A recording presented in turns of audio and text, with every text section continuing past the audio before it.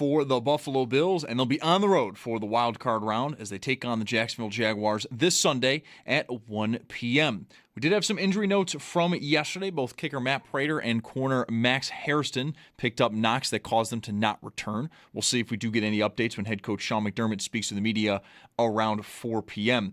The rest of the NFL, though, has been very busy today. A number of teams hitting the reset button. The Raiders have fired Pete Carroll after 1 season. The Cardinals moving on from Jonathan Gannon after 3 seasons. And the Browns firing Kevin Stefanski after 6 seasons at the helm. All 3 of those teams, though, are staying put with their current GMs. And then last night, it was announced that the Falcons are cleaning house fully. Both head coach Raheem Morris and GM Terry Fortnell are out. The other 2 head coaching openings are the Giants and the Titans. The only other general manager opening is the Dolphins. All 3 of those became available during the season.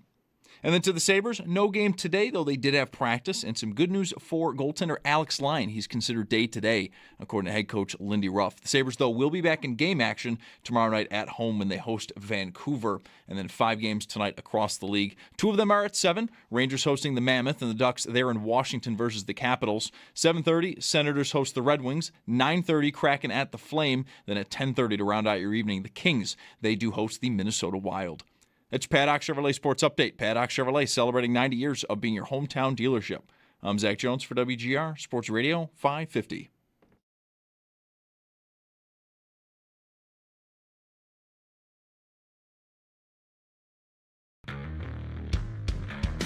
It's Mike Schopp and the Bulldog.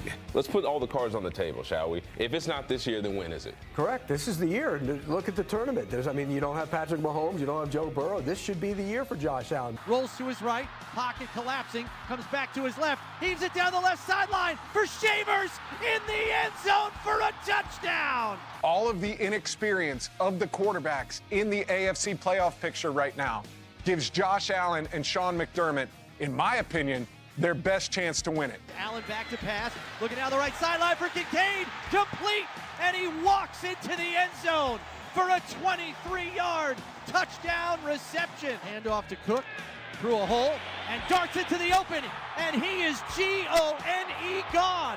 Touchdown, James Cook, as the cook is in the kitchen. It's Mike Schopp and the Bulldog. No pressure. No pressure. On WGR Sports Radio 550.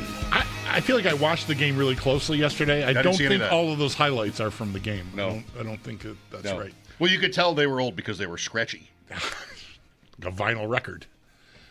Well, good news for you at least. We have made it to January. We did. We did it. Did the season mean anything? 8030550. What did we learn? Because, keeping with the theme, right? That's sort of a highlight reel from the season. Did we learn anything? Can you remember how you felt before it started? There's one variable that we didn't expect. New England being this good. Right. And I would say Denver being this good. Any given year, the Bills or the Chiefs or the Ravens or the Bengals, or any of these teams can stub their toe and something can go wrong. Burrow missed some time. Jackson missed some time. It's not entirely why their season's unraveled, but to some extent, it's a large factor. So that can happen to pretty much any team any year, but I did not see Denver being the number 1 seed or New England winning 13 games. 14 games, excuse me. Jacksonville even won 13 games. And a bunch in a row, right? 8 in a row? Yeah, they're on an 8-game heater. Yeah. All 4 teams in the AFC that won divisions in 2023 won them again in 2024. The same 4 teams. This year, none of them did. 0 for 4. I think only one team in the entire league won their division for a second year in a row, and it's the NFC East, which hadn't had a back-to-back winner in 21 years prior to this year. Gotta love it. So there's the NFL for you. There aren't even that many teams in these divisions. so there's only 4, right? Bring it on. I'm excited about all of this. What did we think the Bills would look like going back to the beginning? Well, they might struggle to get open. Check. Do they have enough in terms of the pass rush? It's okay. Pass defense, good. Run defense, less good. That's the same. That's not out of line with anybody's expectations or shouldn't have been. James Cook backed it up. He was good or great, and he was again. So the numbers are different. That's not surprising, but he basically repeated. Yeah, he had almost 600 more yards than he had last year, and only 4 fewer rushing touchdowns than he had last year. So regression did not really come for him in a significant way, unless you really want to get hung up on the 4 touchdowns. But it's still he was great. He deserves every accolade and every cent, I think, that he got paid. So yeah, I don't know. What did we learn? I mean, I know I was hopeful that the year began without Hoyt and Ogunjobi with 6-game suspensions, and I was never one getting really bent about. I'm glad Ogunjobi's there now, considering what their depth looks like, but I didn't feel like that's a meter mover. Hoyt, I thought, had a chance to be that. And maybe by now they'd be settled into, they've got a really good unit there. Everyone knows what they're doing, and they know ways to use him and everyone else because of it. And then that lasted a game and a half. So we didn't really get that bump.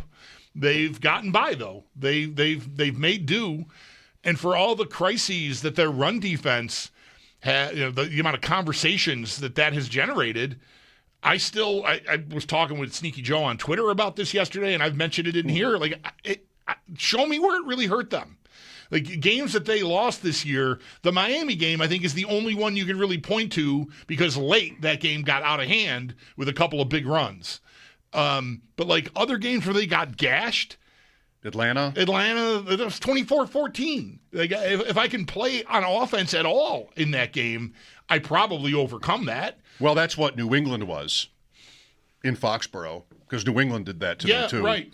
And they did overcome that. But you needed 35 points. Yeah, that was a lot to ask. Yeah. It's not much to say, but you just have to have it line up now, because you can't lose anymore. That's right. You can lose to Atlanta, but you can't lose this week. You lose this week, and this thing in the end ended up being a bomb, right? To lose in the first round against the Jaguars is not anybody's idea of a good result for what the Bills have been. Yeah, no, I don't want anyone to be confused by my respecting the Jaguars and finding them to be the least desirous matchup option, and it's ended up in our laps with they shouldn't be able to beat the Jaguars. I just think it's harder than some other game. I think Baltimore or Pittsburgh, either one would have been an easier matchup.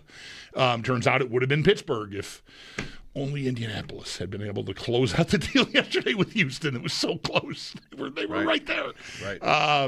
But anyway, I'm not the Bills are favored. I think they deserve to be. They're the more accomplished team. They've got the more accomplished quarterback. All of it lines up. If they had gotten the 5, we'd be talking seriously about another home game, I think. Oh, yeah. This week. For all the goodbye to the stadium in the air, the 5 versus the 6 to me is a big difference in that context. Not that we know, but man, so then it would have been Houston at Jacksonville or at New England and the Chargers at the other one. And, one of those teams winning and the Bills winning against the Steelers. And you're lining up. And you're home. Right. In the second round. Denver versus the other guy. And then they actually needed both. You need both upsets. Right.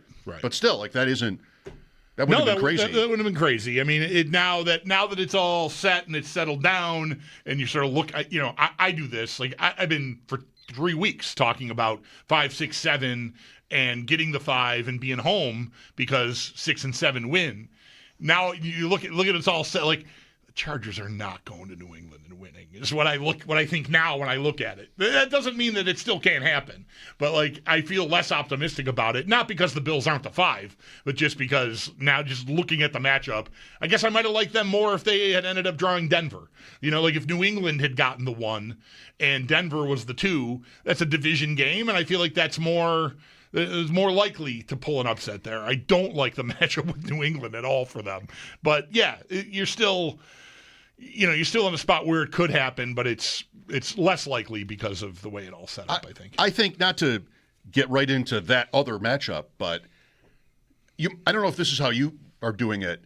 You might have a sort of a flashback or an instinct of old Chargers teams going to New England. I mean, there was at least one playoff game where they got destroyed, and maybe you're sort of seeing that because I don't know. I mean, the line is 3.5 there. That's decent respect for LA. Going to 14-3 New England on the road at night. I mean, that's the theme of this whole field is, except for Carolina and maybe the Steelers are next. Nobody's that good that everybody wants to back them. I'm doing fantasy tournaments that I do every year with different friends, and you always have some obvious names because it's one guy per team, and you want them to play, like Allen has a chance to play 4 games, whereas the 1 seed can't play 4 games. Right. So there's always certain names that are kind of obvious, and Allen's has been one. He's been the 2 seed for the last 5 years. So like that's sort of the perfect way for it to line up. And okay, well now he's the 6, but he's Josh Allen, and he was QB1 again. But it's road versus home, at least for the first 2 weeks. Whereas when you're the 2 you get that benefit. Yeah, they're favored last year against Denver by how much? More than a touchdown. Yeah, I don't remember the line, but it had to be at least that. Steelers the year before, Miami the year before that was 14. I think these games have been the 2-7 games not only have been pretty much blowouts, except for, well, that was a blowout too. The 1 year Green Bay won as the 7, that was still a blowout. Like, I don't even know. I have them all right in front of me. The closest 2-7 games are Bills Dolphins and Bills Colts. Bills Colts was a pretty close game. Yeah. Bills Dolphins was kind of a fluke. Yeah. But still, like every other one of these close. games Yeah. is double digits. So anyway, the point is you'd have Allen going into the thing last year like, well, he's almost a lock to win the first game. Then they're at home again and, onward. But you don't have that. And that's not even May, I think, because they're favored by 3.5 points. Yeah. Green Bay, I think, opened as a favorite in Chicago. Today I saw Chicago -1 in the 2-7 game in the NFC. Still.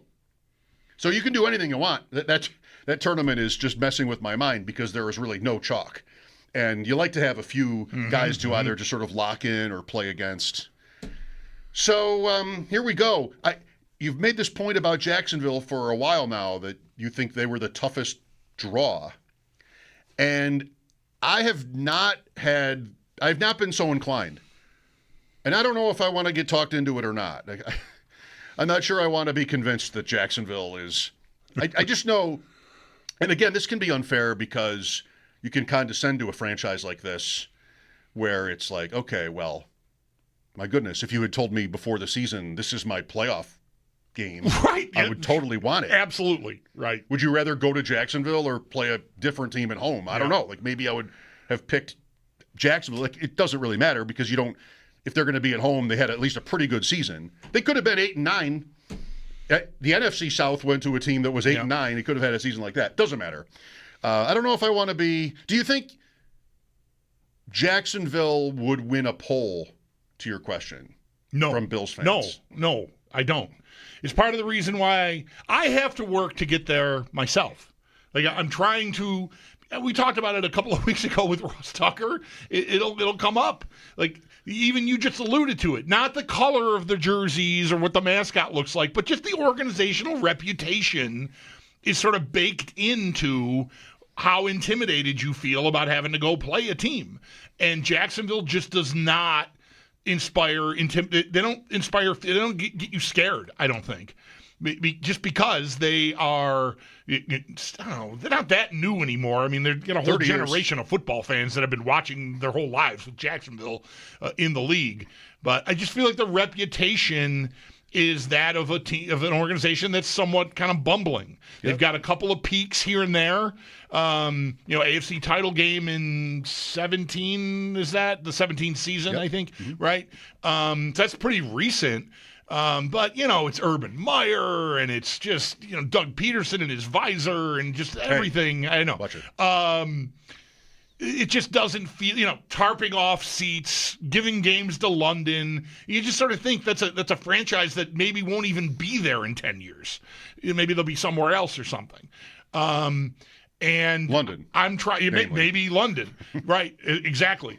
So I'm trying to sort of elevate myself past all of that junk because I can fall prey to just feeling like I'm not losing to that team and not even really pay attention to what they are, who they are and what they're good at.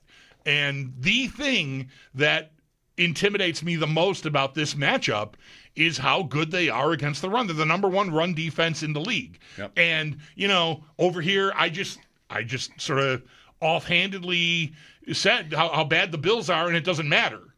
It hasn't really hurt them this year. We get mad at it because it's emasculating to watch your team get run over. But in the end, what does it really matter? So being great at stopping it, what is that really going to get you if you can't stop the pass? That's where the rub comes in because the Bills, it seems, most of this year, not entirely, if their run game doesn't get going, they have a hard time finding the easy button any other way.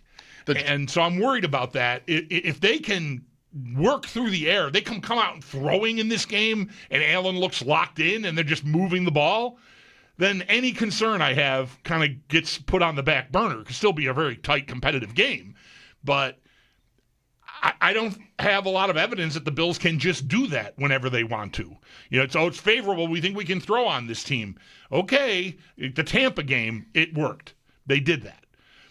But there's not a lot of examples this year of them being able to do that. So I'm curious to see if they can either A, exploit the best run defense in the league because they're so good, their scheme is so good, and their line is so good. Maybe they can just strength on strength.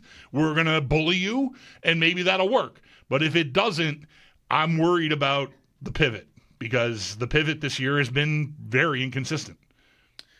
Allen rushing will be interesting to talk about. No one's talking about his foot anymore. He played the one play yesterday, so we'll get word on that through the week, I guess.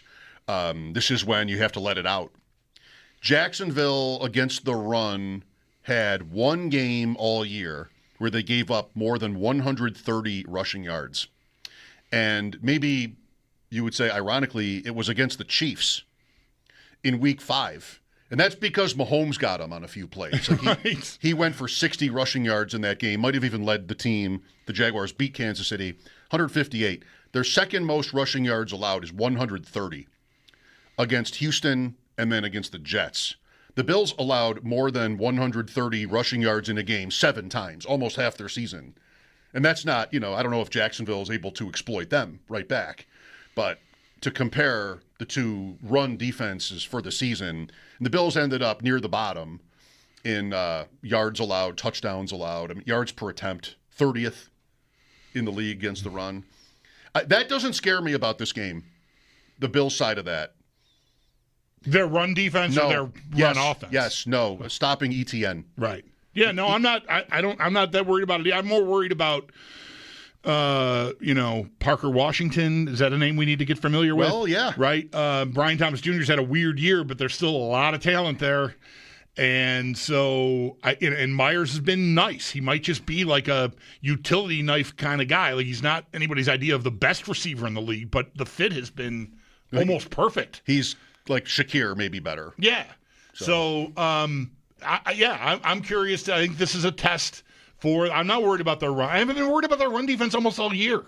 As much as you hear about it, I just show me where it's hurting me. I just don't. I don't see it as a smoking gun for losses. I mean, surely you'd like to be as good as you can be and better than they've been, but it doesn't ever really hurt them.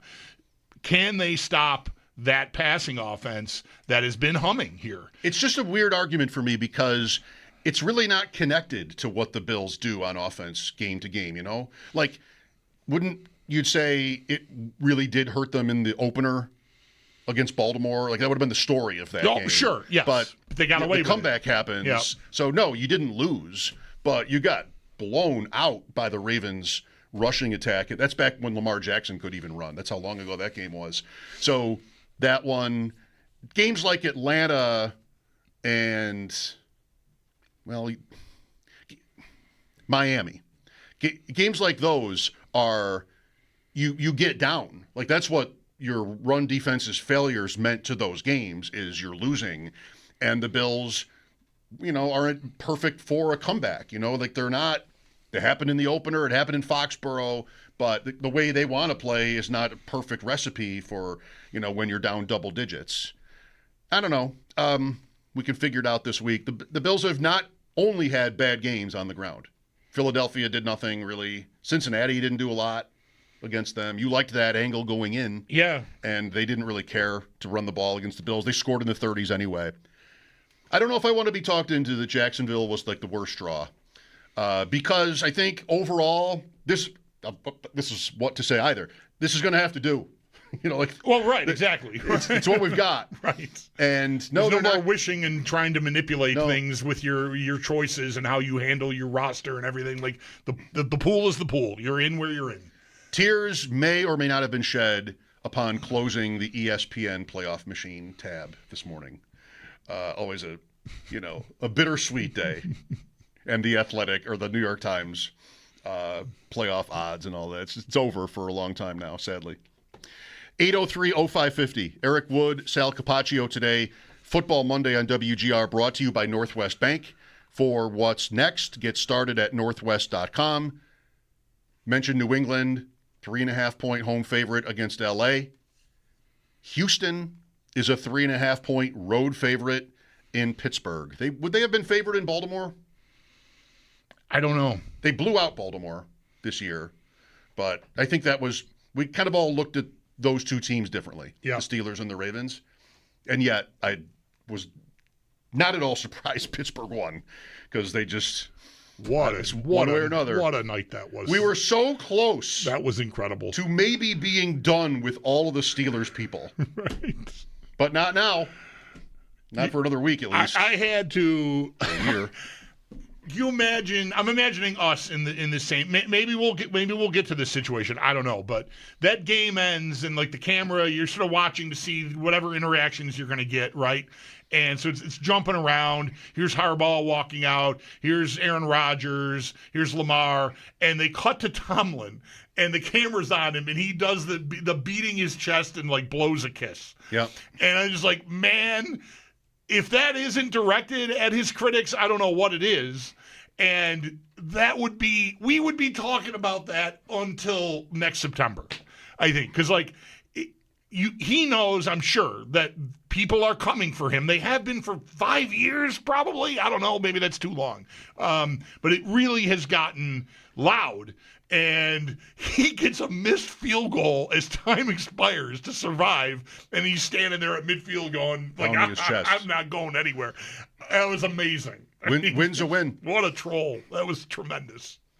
Well, worlds collide there because they have lost in this round, usually badly, 4 straight years. They've also won their last 23 Monday night home games. Right. That is nuts. That's another stadium. That's on turf. Against Phil Simms, I think, is the quarterback who beat him the last time they lost a Monday night home game. Wow. Giants in maybe 88. Really, 23 times. They always get those games. Yeah. And they never lose them. So we'll see what it means, if anything, to Houston. We'll decide later what it means. Right. This game is on a Monday. So here we go. I mentioned Eric Wood today, Sal Capacio as well. We'll look for your calls after a break. 803-0550. How do you feel about Jacksonville? Of course, many fans talking about the emotions of yesterday. We're here for some of that as well today. Mike Schopp and the Bulldog, thanks for listening. We'll be right back. This is WGR.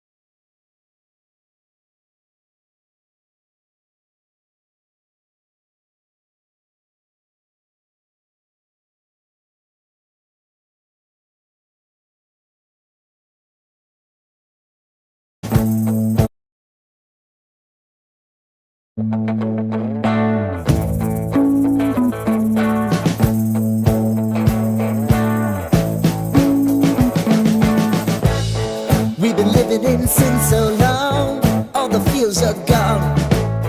Fella stopped me on the street last night, said everything's alright. Roller coaster, make it through the day upright. It seems your meal ticket is gone, but life goes on. I could never imagine something better. Yeah, right. Now you're cooking on high heat in the middle of the street. Roller coaster, take me to a better time. Let's go. All sing your high line with the roller coaster of life. It's time to all choose your timeline on the roller coaster of life.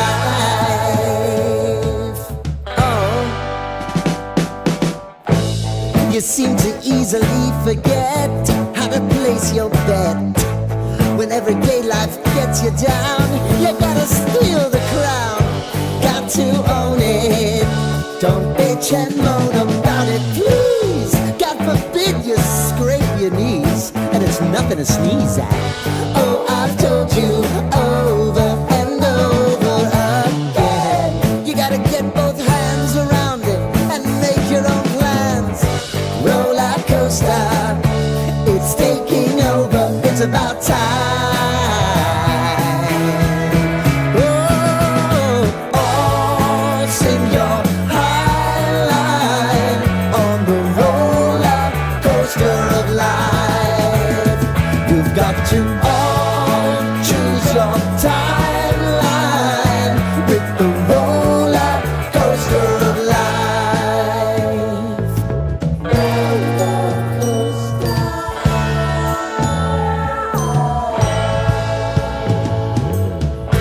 I want to go down the rabbit hole, down the rabbit hole of life.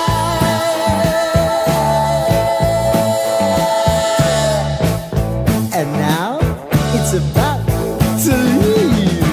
Oh, roller coaster.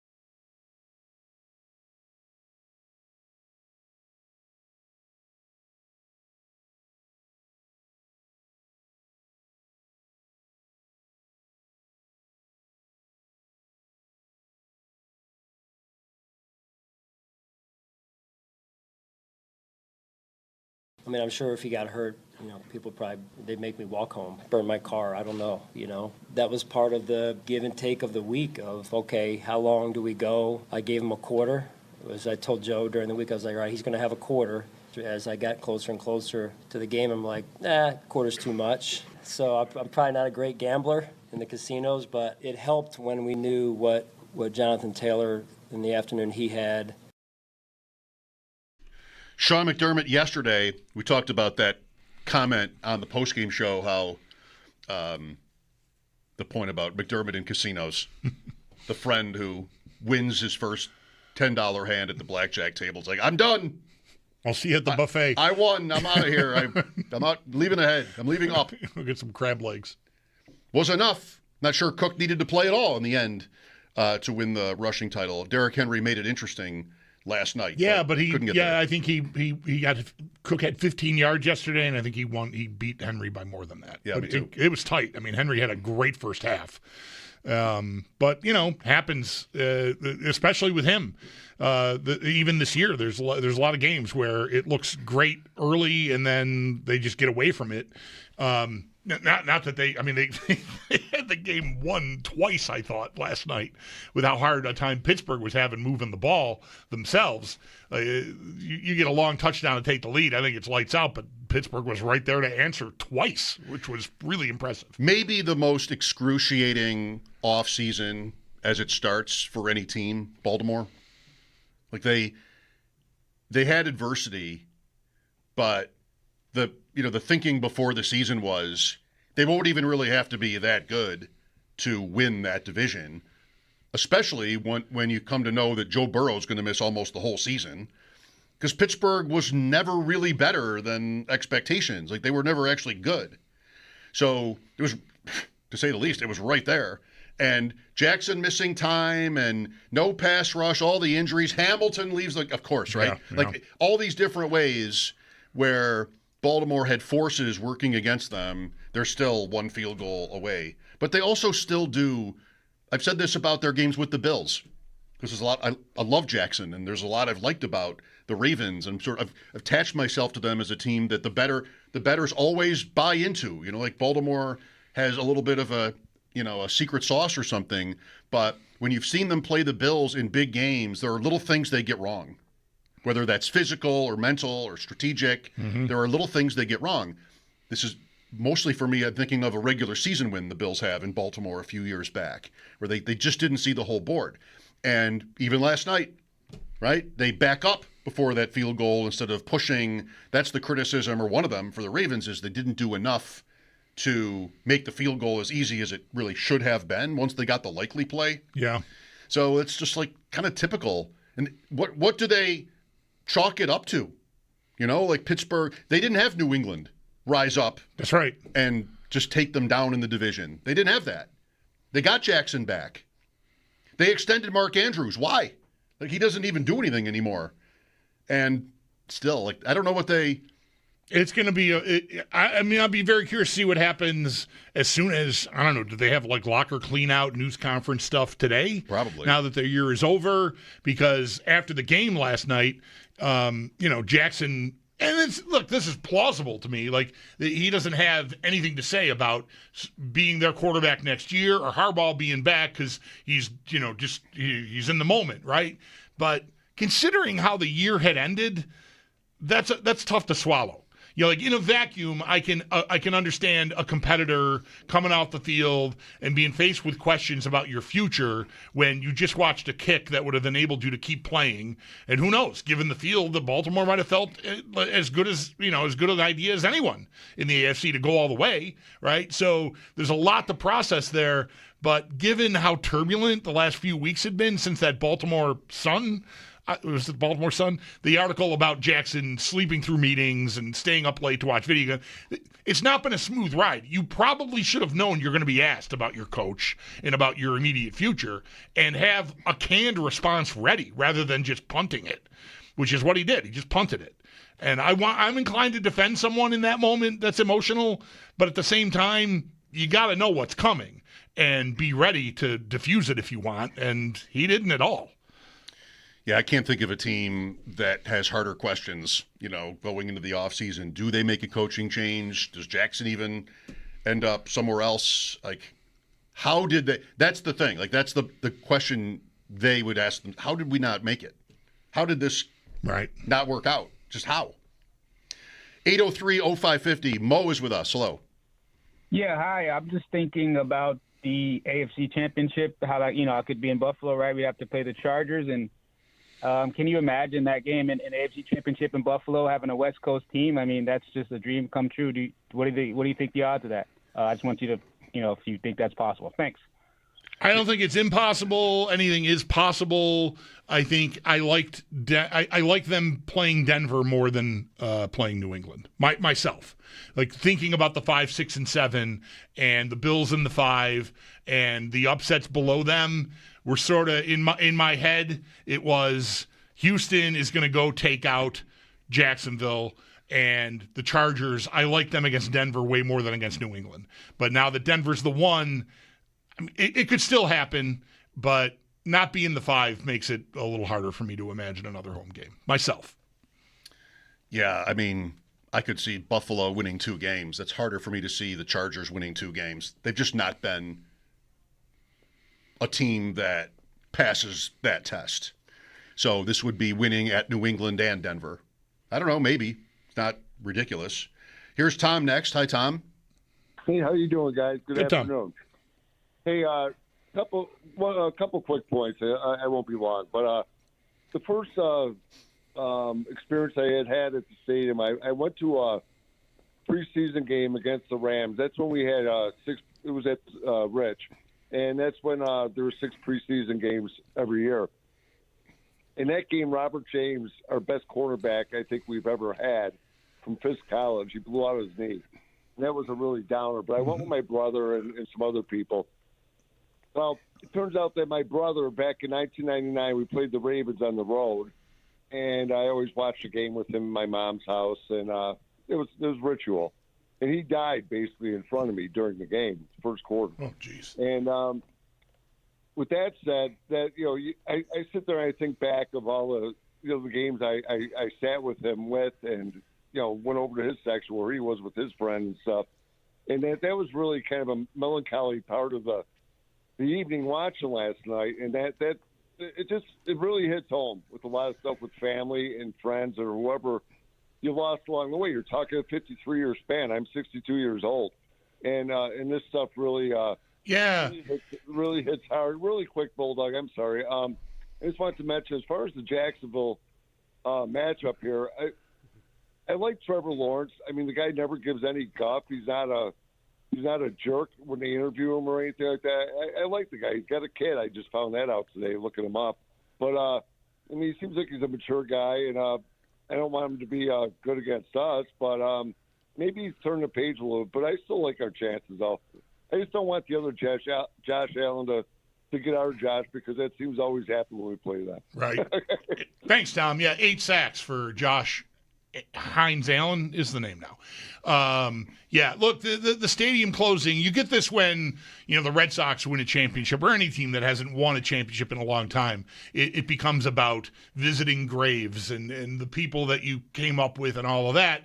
We don't have that. We've got the stadium closing, and that is an emotional chapter in a lot of people's lives, and it is a time when a lot of people are thinking, I think, exactly like Tom, about their parents, if they're not still around, or just even can't go to games anymore, or whatever it is. That's absolutely the emotion that binds the whole thing together. That's why it's a big deal when something that's been around for 53 years closes its doors. Yep, there's been a lot of fans sharing their thoughts on the stadium and their memories of it. I listened to some of Sal's show this morning and heard more of that.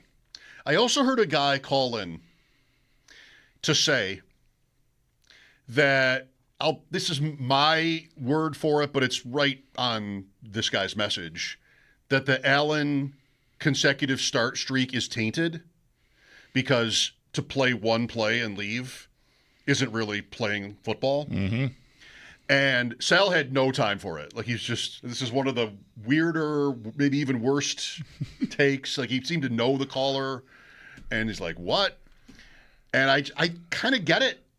I wanted to say, I kind of get it. Like, the guy said that the record, not that it's even a record and anybody really cares about. Like, who even knows what the number is? Somebody probably does. It's just like, this isn't the home run record or anything like this. Right. Most football records are not like, baseball. And the caller did make a baseball comparison too, that Sal was, probably rightly he didn't have time for. But I kind of think you should have to throw more than one pitch. Right.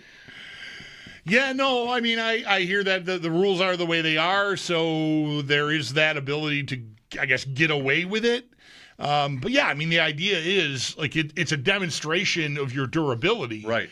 And, how durable are you if you play 8 seconds of a 60-minute game? You haven't really proven anything other than the fact that you were in shape to take that snap and will be again next week. But you didn't put yourself through the rigors of, And of course, it's not a referendum on Allen's durability or talent or anything of the sort. It's the simple matter of the consecutive starts that are prolonged because he's able to do this one little tiny thing. I mean, you and I yesterday could have done Allen's job. On the field. Anyone could have. I'm not talking about he's got the headset. I'm not just anybody would have. Right. That's, not the point I want to land on, but it's just like, I don't know. I thought it was an interesting angle to think you're not going to take it away from him. No one's going to do that. But still. This guy wants to, though. So this guy wants to. That's all right, all right. Did you think Burrow laid down? No, I think he knew the guy. He didn't want to get. There was traffic right in front of him, and he knew. I think he knew that the dude was right behind him, and he just I'm going to make this hurt less, which is different than just laying down. I think he was maybe he even got tripped. I mean, there was a schmozzle in front of him, a lineman and a defender, and I don't know. I did not feel like that was let me give this guy this sack, really at all. I don't think it compares much at all to Favre and Strahan. Okay. I think I agree. I mean, Favre was probably dead to rights on that play too, but he just gave up way too easily. He didn't even try to get away. He just rolled out when Strahan's here. Fell over. So I didn't feel that way about Burrow. Cleveland gets the win. They won their last 2 games. Brilliant. They'll pick 6th. We have 6 coaching vacancies in the NFL, and not surprisingly, 5 belong to the teams with the 6 first draft picks. The top picks in the draft. Right. The only team in the top 6 in the draft order that doesn't have a coaching vacancy is the Jets, and they should have one. I mean, that's the worst team I've ever seen yesterday. Absolutely not competitive at all. In any way, just did not show any fight. Right.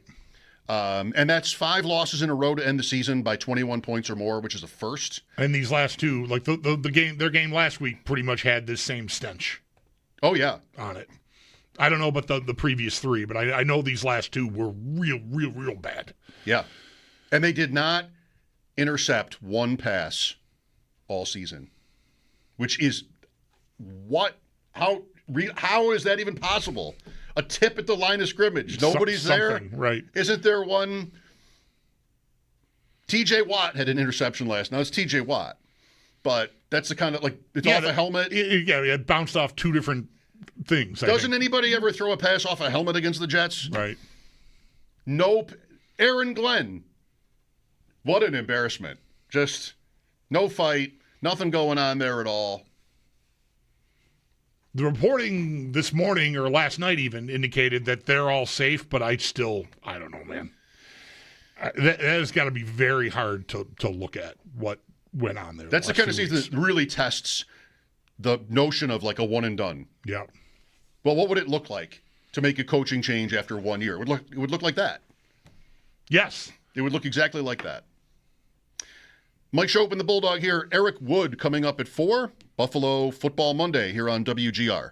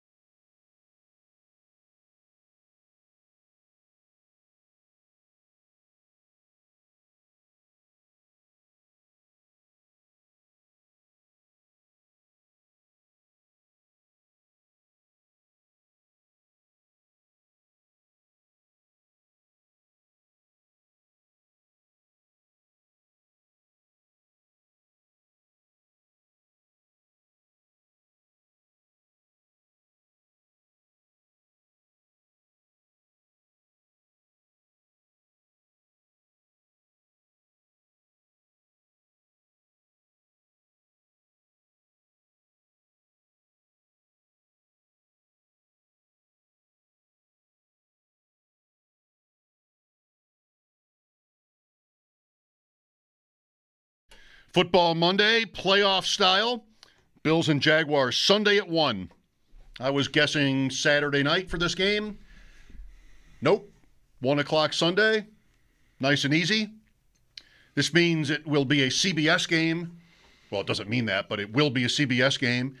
And that's Jim Nantz and Tony Romo. And this will make 9 Bills playoff games in a row called by Nantz and Romo. That's their only game. That's CBS's only game of the weekend. Not that the Nantz and Romo would do more than one game anyway. The second team would do the other game. But CBS only has the one game. Fox has 2. They've got Saturday afternoon and Sunday 4:25 or 4:30, and then Prime has got Saturday night, and of course NBC and Peacock have Sunday night. So and ABC and ESPN have Monday night. Right. So this is 9 in a row, and it's 11 overall. Nantz and Romo playoff games. They did the game in Jacksonville 8 years ago, and that was their first Bills. I mean, I don't even think they were born yet when the Bills were in the playoffs prior to that game. So, of course, it was their first. Yep. They did the AFC Championship in 2020. New England, the next year, was not Nantz and Romo. That was Ian Eagle. Okay. And Charles Davis. The so-called perfect game. Yes. Charles Davis had the Bills yesterday, and they said it was his last NFL game. One. He's going on to do other things. Yeah. And Nantz and Romo have had every Bills playoff game since that one, starting with 13 seconds. So this gives each of them 11. I have a spreadsheet.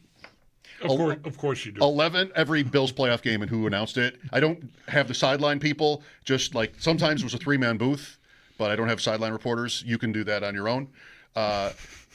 This gives Nantz and Romo 11 Bills playoff games each, and for both guys, that's the most for any play-by-play man and color man.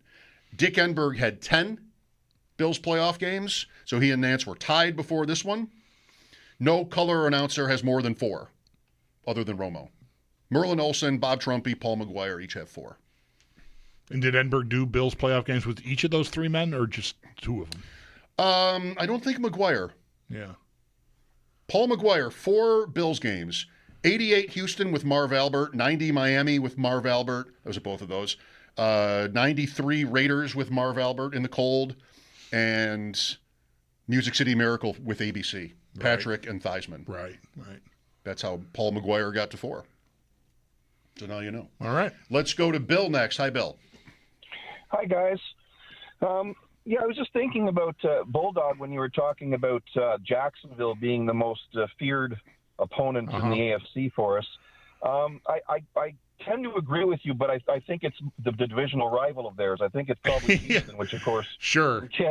Because what they did to Josh that game was just sick, as you know, and their defense is insane. So yeah, that's fair, and that could have happened, right? If Jacksonville lost and Houston won, they would have taken the division, and they would have been the 3, and then this would be your matchup. I think I'm the 5 if that happens, but oh, that's right. Maybe. Yeah. No, Jacksonville. No, would be Jacksonville the 5. would be You're the right. 5. Yeah. No, so we would have drawn Houston if that had flipped. I definitely wasn't rooting for that. No, I think this is marginally better somehow. Yeah, I agree. Yeah. I agree. Secondly, I was just thinking when you guys mentioned too, I kind of wish I was sad about yesterday, of course, because all the games we've been to over the years and whatnot. But I thought I was hoping that Tony and Jim would be announcing that game, but they got the Denver game instead. I guess maybe it just had more playoff implications, perhaps. But I was hoping they would be the guys that could send us off on the broadcast. But however, that didn't happen. Mm-hmm. It's a good thing they're doing the game this week, though. That's nice. But quickly, I was thinking and just mentioning that as far as memories go, I was at the first playoff game in Rich Stadium history, which was on New Year's Day against Houston, of course, in 1989. And Thurman Thomas was a rookie that year, too, which was amazing. And we finished 12-4, as you guys remember. But I remember, and Kent Hull actually was mentioning, funny enough, that he said he opened the doors an hour before the game, and the crowd was going ballistic at that point. So he said we had to literally settle ourselves down in the dressing room on offense and not go a little bit too hyped and everything. But it was quite the game and quite the party and everything. And I actually I'm from Canada, so you guys have got a Canadian connection, and I won tickets off Q107, the big rock station down there, and they had an all-you-can-drink and all-you-can-eat trip down there. So it was quite the time for us. But not too many people drank till about St. Catharines because, of course, everybody's hungover from the night before. But we started up, and boy, it was a lot of fun. I'm sure you guys were probably there. Anyway, I was. Yeah, thanks, Bill. I just mentioned that about that. That's one of those games we just mentioned in the announcer segment. The bus rides with beers are that is a dangerous combination. We'll talk to Eric Wood next. Sal Capacio later. What to do about Matt Prater and the kicker position? If you had a tail of the tape, Jacksonville gets a lot of red boxes for kicker right now. Yes. Their guy's hitting from 70, and we don't know if we have a guy at this point. There will be one. Eric Wood next after the update. Football Monday, Mike Schopp and the Bulldog, WGR.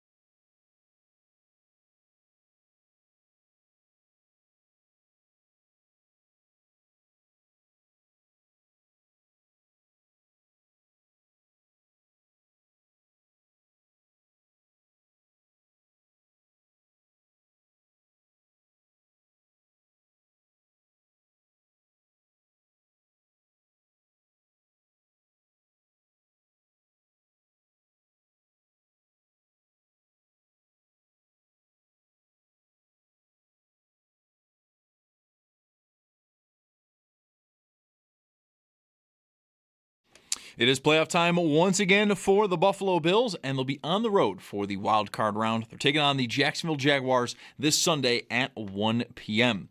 We did have some injury notes from yesterday. Both kicker Matt Prater and cornerback Max Hairston picked up knocks that caused them to not return. We'll see if we do get any updates from head coach Sean McDermott, who's expected to speak with the media in the next few minutes. And we'll also get more on the Bills in just about an hour when Sal Capacio joins the show at 5.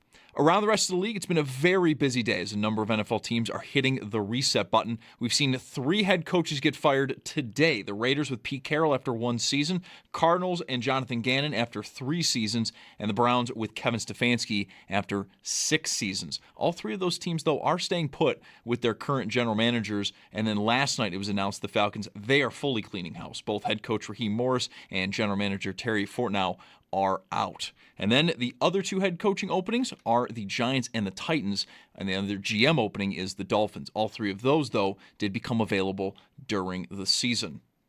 To the Sabres, no game tonight, though they did hold practice. Good news for Alex Line. He is considered day-to-day, according to head coach Lindy Ruff. And the Sabres, they will be back in game action tomorrow night when they host Vancouver. And Jason Zucker, he is expected to be back in the lineup for tomorrow. While around the rest of the league, just 5 games tonight. 2 of them are at 7. The Rangers host the Mammoth, and the Ducks, they're in Washington versus the Capitals. 7:30, Senators host the Red Wings. 9:30, Kraken at the Flames. Then at 10:30 to round out your evening, the Kings do host the Minnesota Wild. That's your Paddock Chevrolet Sports Update. Paddock Chevrolet celebrating 90 years of being your hometown dealership.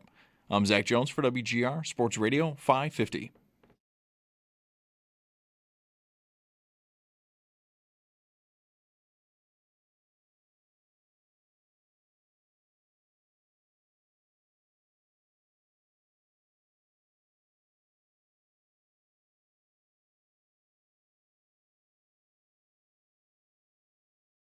The Bills close the stadium and now get the Jaguars. Sunday, 1 o'clock here on WGR. The game will also be televised. Mike Schopp and the Bulldog here. It is Football Monday, which continues into the playoffs. The game going to be on TV. The game Everything is on blacked TV. out everywhere. We're on TV. Kind of, yeah. I mean, geez. If we're on, then the bar everything's is on. very low. Very low. I mean, I didn't even get my makeup done today in time. Here's Eric Wood with us on the West Her Hotline. Here we go, Eric. All we've talked about all season, in the books. I don't know if it ever really meant a lot, just big conclusions about the Bills. We were talking about this at the beginning of the show today, how I would say a lot of our general expectations for the Bills were met. Pro and con, this year. But they just had a team in their division outrace them, which means, of course, that here we go, on the road.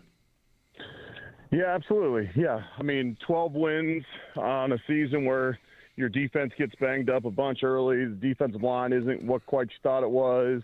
You had some sloppy games, and you still win 12 games, and you're in the dance. And like you said, the AFC was very top-heavy this year. I know it only makes a difference of 2 or 3 games, but if you got to play the bottom feeders this year, it was definitely a benefit. But you see these teams like Denver, Jacksonville, New England kind of outpacing some of a team like the Bills, where you would expect them to be sitting atop the AFC East again. But to me, you roll into the postseason fairly healthy. We'll see if we get an update on Ed Oliver. If he can make it back, you'd certainly love to have Michael Hoyt to be able to potentially get some more pressure on quarterbacks with a 4-man rush. But all in all, fairly healthy heading into the dance. Yeah, the only damage yesterday was that Prater aggravated that the injury that had kept him out for a couple of weeks, and Hairston got dinged pretty late in the game. And I don't know, Eric, you can always complain about choices that are made, but I saw that happen and thought, man, why is he still playing? And then I looked at who was dressed for the game and went, okay, I mean, he's the low man on the totem pole, I think, at this point. Everybody else, Lewis was playing nickel, right? The safeties were kids. What are you supposed to do? Just tough luck, I guess, in the end. Yeah, it's kind of like Osiris Torrance playing at right guard yesterday. Sometimes the young guy draws the short straw, but that's not always the case. But, with Hairston, just their numbers at cornerback right now, he needed to play a majority of that game. And, it's unfortunate he gets dinged up late, and hopefully it's not too bad. But we'll have to wait and see how this week plays out, because I think all of us are excited about the speed element that he can bring. We all watched our defensive backfield get torched last year against Kansas City in our elimination game, so it's part of the reason why you go out and draft him in the first round. Right. Before we get too much into Jacksonville and what the matchup is, Eric, I'm just curious, like how heavily were incentives around when you were playing? Were they as prevalent? Like, I don't feel like we knew about them maybe as much as we know now. Now we go into a game, we got like a list of all the guys on your team, and really any guy in the league you want to find out. You can probably find out what they're playing for, if anything, contractually. I'm wondering like how that gets dealt with. Mike and I were talking on Friday about James Cook, right? He's got the rushing title. There's no incentive there other than the honor, right? And that the line wants it and he wants it, so they want to try to get it for him. At the same time, Bosa's got a sack incentive, and Shakir's got this or that, and we saw them get some stuff for Knox yesterday. But Bosa doesn't even dress. Like, how I don't know. Like, I guess it might be guy to guy, individual cases, whether guys will get chafed about that or not. But I just wonder how you can feel like as a coach, it might be one of the hardest things you do all year, deciding who's going to get a chance to go for an extra $250,000 and who's going to have to be in a sweatsuit. No, that's honestly a great question. And to answer your question, I don't believe they definitely weren't as publicized at the time, the incentives like they are now. And I don't know if that's people getting better access to the contract information, or if it's just kind of the day and age of social media where they're just looking for anything to get some clicks and get some views. And to me, those are interesting, especially like when it comes to fantasy football and whatnot as well. This might even be a better question for Schopp, dating back to when I was playing, whether those incentives were as publicized just based upon their fantasy implications. But no, it is tough because you go into it yesterday and you're like, okay, Bosa has done a hamstring, he's done a wrist, we can't risk that, and you just got to go case by case in these situations, and it's a tough balance. I mean, they play James Cook for those first 2 carries. If he gets dinged up, which I know is unlikely with just 2 carries, but I mean, we are kicking ourselves for just say he got the rushing title. And so to me, it's a very delicate balance. I mean, last year against New England, we let James Cook get that touchdown to start the game, and Von Miller was out there playing to get a sack.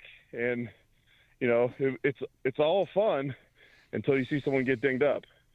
How does Cook not have the rushing title in his contract? As much time as we spent on his contract. Right. I mean, he did well enough last year. You think maybe they would have thrown that in, but maybe it plays out differently if he had $1 million or something like that waiting for him. No, that's true. And those incentives are interesting. Like for offensive linemen, it's generally a playing time incentive, whether it's game started or percentage of plays.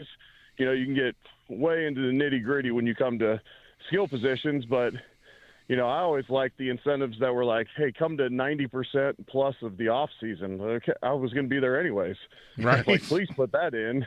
And then I believe anytime you do the incentives, it helps the team because I believe then that it becomes not likely to be earned money. It's maybe treated differently on the salary cap if you release a player or however that all shakes out.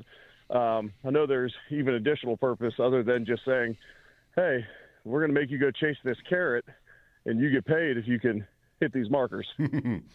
With Eric Wood. So, Bills and Jaguars. Bulldog thinks Jacksonville is the best team in the AFC, if not the Bills. Like, this is the hardest matchup that was available to the Bills. I don't feel that way. I think Jacksonville looks like they're pretty solid overall, but I don't expect a team that's just going to, they don't have to blow the Bills off the field to vindicate Bulldog's opinion, but just look superior. So how do you feel about this opponent? Yeah, they've looked great on this 8-game stretch. They're averaging winning by something like 19 points. Their defense has played well. They've caused a ton of turnovers. They've forced the most in the AFC, second most in the league. Their run defense has done a great job. Some of these opponents they face aren't super run-heavy teams, But all that being said, they got the number one rush defense in the league, which generally means you can force teams to be one-dimensional. Now, their sack numbers aren't super high, but then they do force turnovers, which makes you think, okay, they're getting pressure and they're making the quarterbacks put the ball in harm's way. A couple of their games this morning on the condensed copy. They also get some like freebies in the Denver game ago. I mean, Bo Nix and Harvey, they just fumble a QB read play in the backfield. Yeah. So they've had some fortunate luck too, which you have to if you're going to go on an 8-game win streak. But all that being said, they're a solid team, and Liam Cohen has done a great job with Trevor Lawrence. He's playing more decisive, more aggressive. He's taking off and running more, especially down the red zone, to where I don't know if it's in the past. They were saying, Peterson coming from Philadelphia, watching Carson Wentz and Foles and those guys get hurt and say, okay, well, don't take off and run as much. But he's playing very aggressive right now, and I give him a lot of credit because even dating back to when I was calling games for ESPN and ACC Network, I covered a few of Trevor Lawrence's games, and I thought he was always kind of a slow processor with a long release.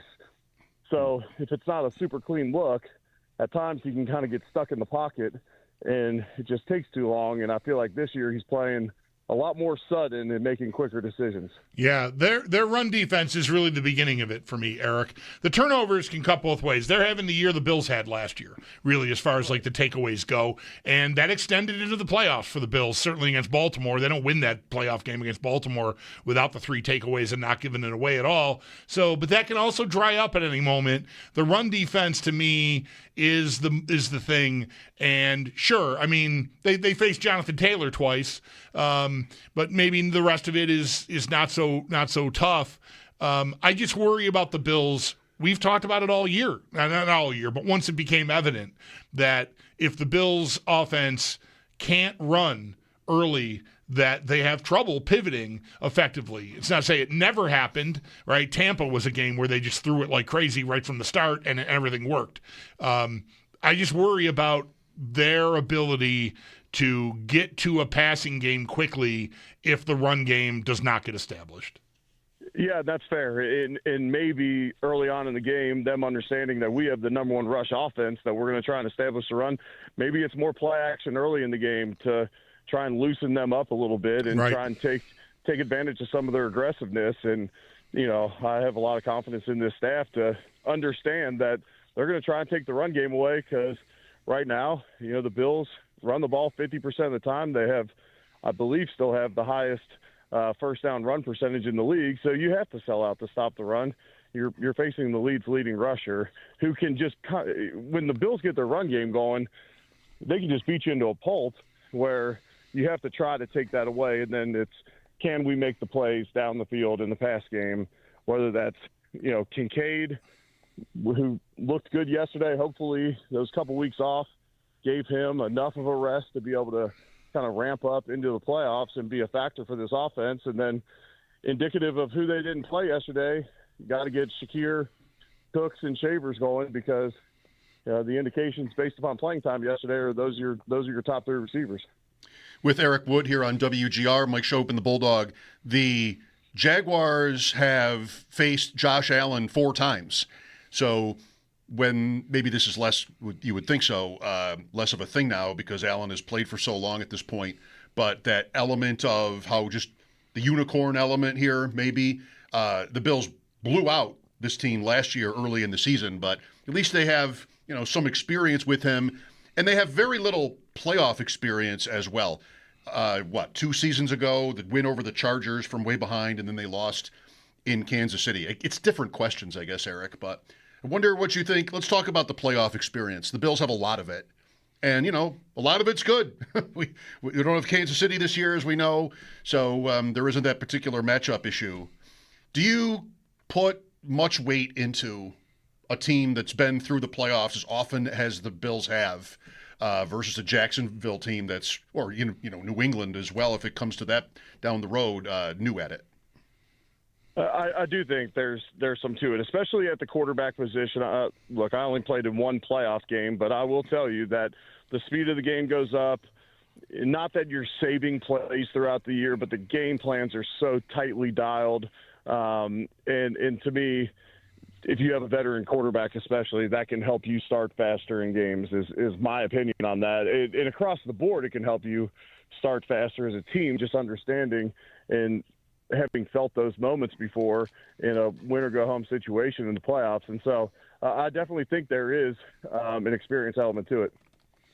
One thing about Jacksonville, too, they had one night game, and that was against Kansas City in Week 5. They also played a game in the morning in Europe, and they got crushed by the Rams, but also before their bye week. So, it's not a team that's had a lot of high visibility games, playoff games, and, likewise this year, just one game in prime time. So they might, not to the coaches or the players, but they might be a little bit of an unknown to most of the fans, would you say? No, I agree with that. And then, even taking that to Trevor Lawrence, he has not played his best football in big moments in the playoffs and whatnot. So, whether it's Trevor Lawrence, whether it's a Bo Nix or a Drake May or whoever kind of steps up at the quarterback position, I guess if Aaron Rodgers or Josh Allen does it, it won't be a surprise. But if it's not the Bills coming out of the AFC, we're going to all be sitting around this offseason saying, man, Bo Nix is the real, we saw what he did in the playoffs, or Trevor Lawrence or Drake May or whoever that guy is if it's not the Bills. How much familiarity how much does familiarity come into play when we're talking about this scheme that they'll be playing against the Bills? Liam Cohen, his first year there, so it's a new scheme there. But, he's been around in the NFL, offensive coordinator with the Rams. He's from the McVay tree. Is there, and of course Tampa right before he got here and did a great job with Baker Mayfield last season. Is that, because I know I'm just thinking about if the Bills had played Baltimore, we would have been talking with you and everyone we will talk with all week long about how familiar McDermott and the defense are with defending Jackson and defending Henry and discipline in your rush lanes and all this stuff. I don't think there's a lot to go on matchup-wise with Liam Cohen's past. No, yeah, I see that, to where you're going to really have to dig in on the game. It's much different if it's someone in the division that you've played multiple times, or Kansas City who's had the same offensive coordinator, defensive coordinator forever. There is definitely a comfort level as you start the game plan that week, knowing what these schemes generally look like, and for the different schemes and whatnot. They all come from similar coaching trees, but you got to find out the little nuances of these schemes earlier in the week, to where you give Josh Allen the day off yesterday, and there's a high likelihood that we're going to be facing the Jaguars. It wouldn't surprise me if, there was a little prep on a potential matchup this week with the Jaguars to just further familiarize yourself. And that's part of the value of getting that full week off and Josh knowing he's only playing one snap, because it's that mental recharge as well where you don't have to dig in on a game plan for the Jets. So, Eric, of course, the end of the stadium, probably at least – yesterday. What are a couple of the visuals you'll remember most?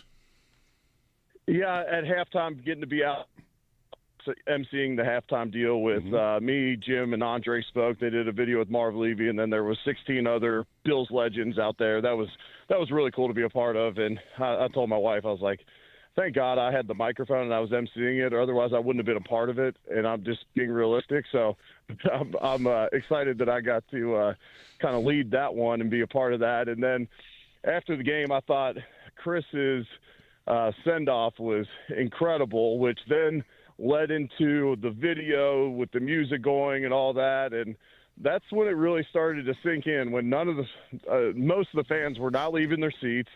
CBS is showing visuals of fans crying in the stands, and that building means a ton to me. But I met countless people yesterday that had been either coming since 1973 or coming since the 70s, and even me working there for as long as I have, just there's a lot of people there where that building just means so much to them, and the amount of time that they've spent with family and friends there, it was special. I went down on the field after the game with a few buddies and just kind of took it in and looked around and hung out with some people for a while. And I was telling them, growing up in Cincinnati, we went from old Riverfront Stadium to Paul Brown with the Bengals, and it didn't have the same feel. It was more just kind of excitement to get in this new venue, and there's plenty of excitement about moving across the street to the new stadium. But a lot of tears shed yesterday. Just, showing your appreciation there. Yeah, I'm glad you mentioned Chris's close to the broadcast. I texted him during postgame last night to tell him the same thing. I always hear, the role Mike and I play in the whole thing. We're standing by as you guys are closing out from the broadcast booth. So I often hear your sign off. Last night I made sure to get upstairs because I was working from home on postgame. Get up to the attic in time, so I didn't want to miss anything either one of you had to say. And Chris's presentation and delivery were tremendous. Yeah, that's when, as a color guy, you lay out and you just let him do his thing. He prepped for that, and I thought he did a remarkable job. And then, like I said, leads right into the video with the music playing behind it, which is always going to stir up some emotion. So it was a special night. And although we move up one seed by getting the win, I'm sure glad we beat the snot out of the Jets there, to where everybody, there's no kind of bittersweet moment there. Yeah, I mentioned this to Sal. I mean, obviously, the stake of the game moving from the 7 to 6 is not the same as getting the berth in your first Super Bowl as a franchise. But Sal always makes the point about the second half of the 51-3 AFC title game, the first one against the Raiders, how the second half, you're just there with 80,000 people and you all know what's happening. And it's just like a comfortability that you just don't normally get at a sporting event,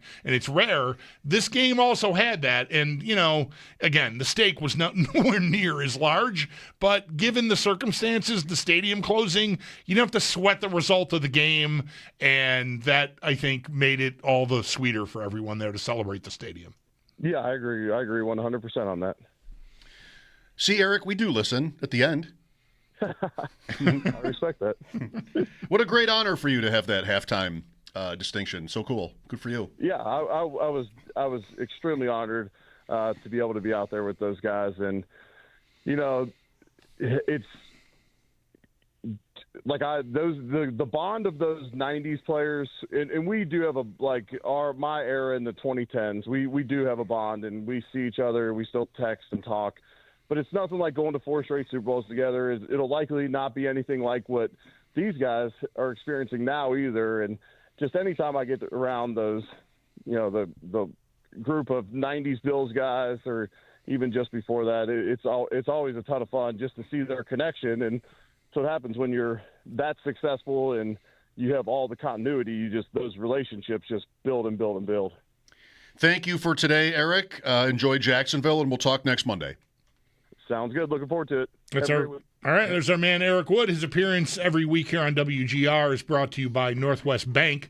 For what's next, get started at northwest.com, and by Northtown Kia, Western New York's #1 Kia dealer. Shop at northtownkia.com. I really would defer to Sal on this. I brought this up with you yesterday. I wonder if it's a fair criticism that the Bills should have had one more corner or defensive back available yesterday. I couldn't tell from Sean McDermott whether he was trying to get that point across, but he did mention, this is what we had.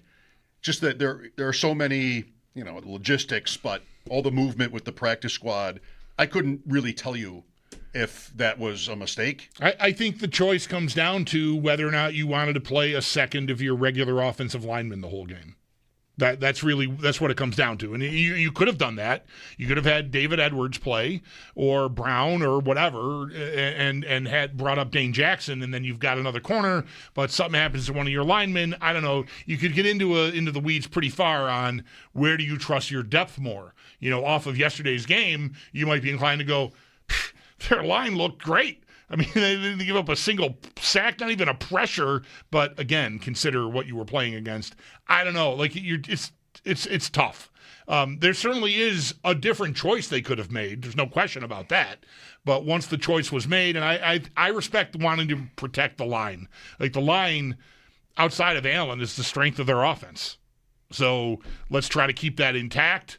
I lost last year's playoff game, though, because I lost a DB. I lost Benford. Yeah. I think that was the biggest thing that went wrong for them that day, having to play Elam the whole game.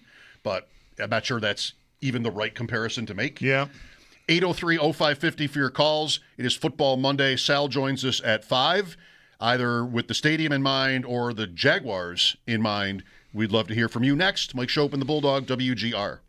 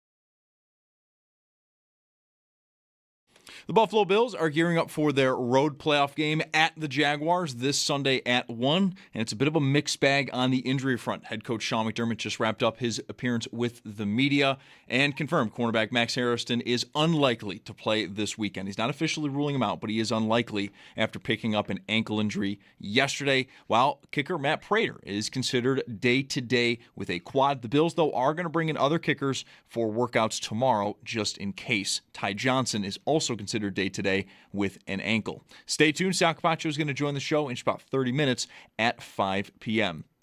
It was a busy day in the NFL. A number of teams hitting the reset button. 3 coaches were fired. Pete Carroll with the Raiders after 1 season. Cardinals moving on from Jonathan Gannon after 3 seasons. And the Browns fire Kevin Stefanski after 6 seasons. All 3 of those teams, though, are staying put with their current general managers. And then 2 other head coaching positions were already opened up, that being the Giants and the Titans. The only other GM opening is the Dolphins. We did, though, get news yesterday following their last game. The Falcons will be cleaning house. Head coach Raheem Morris and general manager Terry Fortneau are also out. Then to the Sabres, no game tonight, though they did have practice. Good news on that front. Alex Line is considered day-to-day, according to head coach Lindy Ruff, and Jason Zucker is expected back in the lineup tomorrow when the Sabres do get back to game action, as they are going to be hosting Vancouver. That's Paddock Chevrolet Sports Headlines. Paddock Chevrolet celebrating 90 years of being your hometown dealership.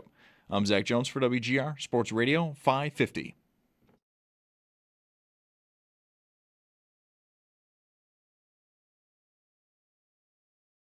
You know, these quarterbacks are judged by those moments, right? By 2-minute, by third downs, by red zone, and ultimately, does your team win? Do you elevate the team and the players around you to lead? And that's what he's done. He has complete ownership of the offense right now. He's making audibles, checks, cans, alerts. He's doing everything that you want a franchise quarterback to do, and he's doing it at a high level right now. Liam Cohen, age 40, from Rhode Island. Played college football at UMass. Was a quarterback at UMass. That's right. Very good. Have you brought yourself to hate him yet? We're going to need. This is the playoffs. Do you hate Liam Cohen? Yeah, I'll get there. There was the press conference. Yeah, the first, like, Duval or Duval. He did something weird, and I thought, like, oh God, this is giving me Adam Gase vibes without the crazy eyes. I'm sorry, I shouldn't have said it that way. Anyway. Yeah, but then I started to listen to what he actually was saying instead of maybe how he was saying it. Oh, see? And I know, weird. And I thought, this guy might be good. I have been trying he might have it at home to get that point across for a decade. Actually listen to what I'm saying, not how I sound. Yeah. Even in here. Yeah. I get in trouble. No. I just have a talent. I think I consistently sound madder than I really am. I just do. And it's a problem. It was a problem raising kids. It can be a problem talking to my wife. I think I'm really not mad. I just sound like a jerk. It's annoying and exhausting to have to explain that all the time. Would be way harder to try to change, though. Oh yeah, no, it's too late. 60. Come on, what are we cut it out? You are who you are. You guys adapt. Here is Paul next. Hello, Paul. Hey, good day. Maybe you should change your name to Mad Dog instead. That was taken in radio circles. Yeah. Okay. What I really called about is, I don't really have an opinion on this either way. I'm not asking for the coach to be fired if we lose, but I had heard Nick Costas down the dial from you guys this morning talking about it, and he was kind of adamant that the Bills should seriously fire Sean McDermott if they lose this game. And he went on saying how all Josh Allen's villains are basically out of the playoffs right now, and if he can't overcome this, that somebody should pay, and it's not going to be Josh Allen because the Bills would never get rid of them. Of course. So he pointed the finger basically at the head coach, and I just want to get your guys' opinion. Now, I want us to win. I want to win it all, but if the latter happened, do you guys think that should happen or be fair? I mean, it is a long tenure that he's had. He's had how many AFC championships? And I think I heard a statistic out there that with all the AFC championships that he has, no one has ever had as many without going to a Super Bowl. You mean AFC East. Yeah, AFC East. Yeah. Right. Oh, yeah, the AFC East championships. Yes. Right. I got to put that in there. No team has ever right. won a division 5 years in a row and not made the Super Bowl, I believe it is, in that span. Yes. And Nick, I just wanted to hear your guys' opinion on that and see, well, if it did happen, what would we talk about Monday on the show? Would you guys say, well, maybe we should switch coaches, or would you say we need to stick with this guy and ride it out still for the next however many years we have Josh Allen? So, have a good afternoon, and I'll listen to your guys' comments off the air. Thank you. Thank you. Nick has said that to us, going back a couple of years maybe now, that he just doesn't. His flag is planted at the Bills will never win. Coach and quarterback together McDermott. for 5 seasons, or no coach and quarterback that have been together that long and haven't won yet end up winning. Same with Baltimore. Right. A change ends up happening before that combination. Yeah, usually it's really, it's shelf life. It's impatient usually. And I don't know, I haven't gone through and analyzed how the case for each of the people that got fired was, how justified it was. Today? No, I mean, in history, right? Oh, okay. Like he's talking how no one's, did this team get there, have a great year, and then have a bad year, and the coach got fired? Because there's not a bad year in here, unless a bad year is losing to Jacksonville, which is going to be short of what expectations were. There's no doubt. So I don't know. I'm going to need to see it first, but I kind of doubt that I'll get to a place where I'm thinking he should be fired.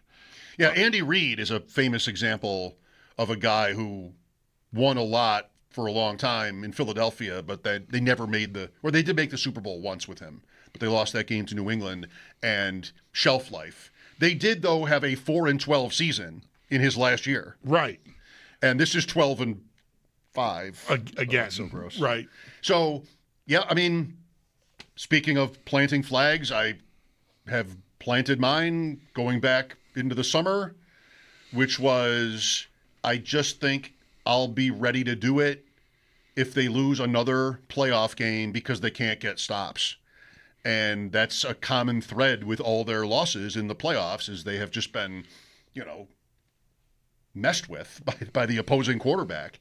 And I think the premise with McDermott is not just what he's established, off the field and culture and that sort of thing, but that I'm supposed to have an edge on defense. And in these Kansas City games, it's the other guy. It's Spagnuolo, or it's Lou Anarumo against the Bengals, who kind of, at least in the key moments a couple of times, got to me. And what I said was, if that happens again, I'm going to have to be open to this. But it's a week away, and I'm not feeling that right now. I never, again this year, has anybody heard a word about, well, they better win this year or else? There's just no air of that. Well, yeah, there's two different conversations. Right, the caller's asking us, would you get behind that he should be fired if they lose this game? I'm probably going to be a no, but that's why I say I want to see it. Is there some incredible, is there 13 seconds again? That's where this all starts. I think if that had never happened, I don't know, we'd probably be itchy anyway. But it is such a glaring, it's just such a bad job in that moment that cost them such a great opportunity with, a quarterback and an offense that was just humming. So it sticks. And we pointed it out right away at the time, and it's been true. It is gonna stick. But that said, I think barring something like that, I'm not gonna get there. I'll sooner start looking at the front office and Brandon Beane before I would get to McDermott, based on this season myself. But that's that. Would you get behind it? Do I think they're going to do anything? No, absolutely not. We may scream for it. You might get exactly what you need to feel like you can, with a clear conscience, say they got to move on from this guy. That doesn't mean they're gonna. I don't think there's any chance they're making a coaching change. The Bills. Reid did, by the way, just go 6-11. He's been there 13 years. Time to move on. Maybe it's time to move on. Is there going to be one more? Is there going to be a big one? John Harbaugh, Andy Reid, Sean McDermott. Who else? Like who are we waiting on at this point? Nothing surprising has happened. Arizona. They were 3-14. Arizona. Right. I mean, who's Jonathan Gannon? Right. Like that easily could have happened and did.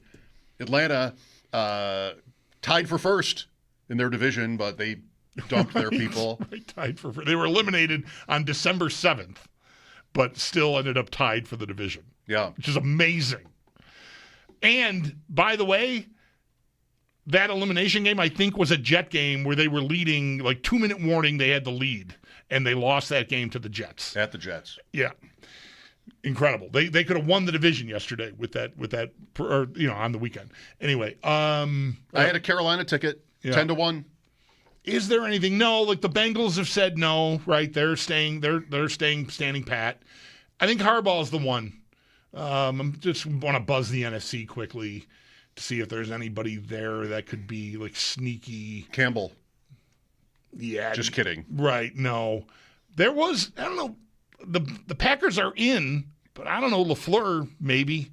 But I don't think I'd be shocked. I think Harbaugh's the one. Todd Bowles, maybe. Yeah. They won 4 in a row before this year, tied. Yeah. At 8-9 though. What are we talking about Monday if they lose this? This is what we're talking about on Monday if they lose. Yeah. Thanks. Whether we think it should happen or not, or we think the Bills are going to make it happen or not, that conversation is going to be endless if they lose this game. And probably insufferable. Yes. Thanks, Paul. Mike Schopp and the Bulldogs. Sal Capacio at 5. This is WGR.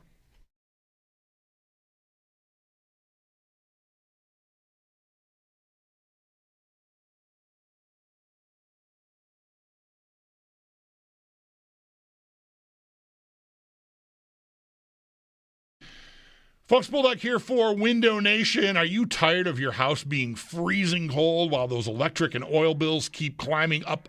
You know you need new windows, but you don't want to spend a fortune. Well, listen, here's the deal. Window Nation is making it real simple. Over the last 20 years, they've installed over 3 million energy-efficient windows, helping homeowners stay warm, cozy, and save money on their heating bills. Right now, their buy 4, get 4 free sale is going on. You can even get them with 0 down, 0 monthly payments, and 0 interest for 2 years as well. Drafty windows, fog, mold, or windows that stick, stop dealing with it, fix it.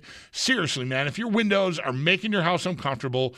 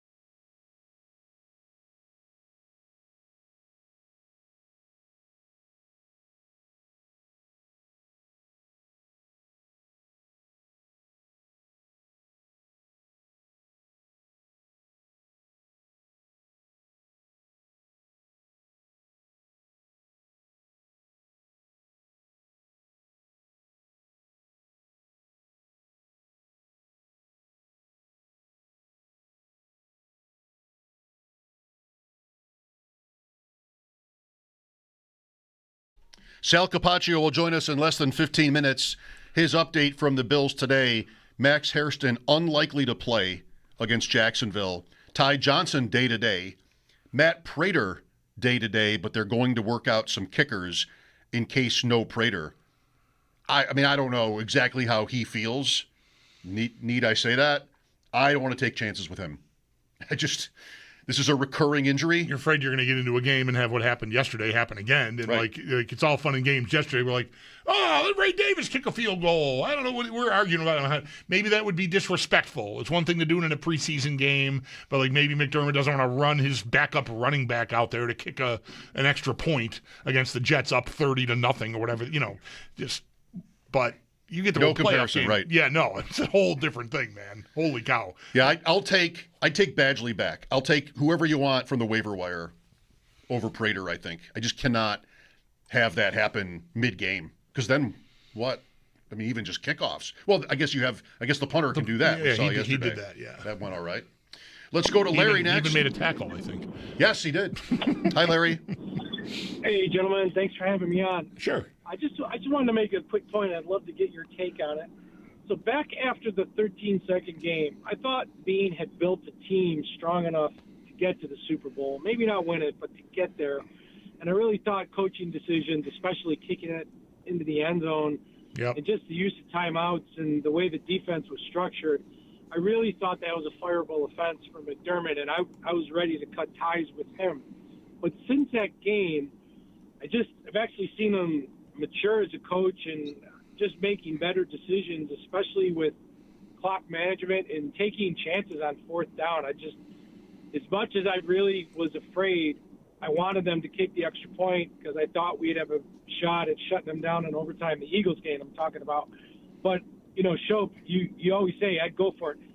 It was the right decision, but I still would have felt better with it. But I think he matured as a coach, and you're right, he's not going anywhere. However, Bean, I think, has regressed. And it still kills me that he used the first 5 draft picks this year on defense, not to mention all the defensive signings, when we are desperate for wide receiver help.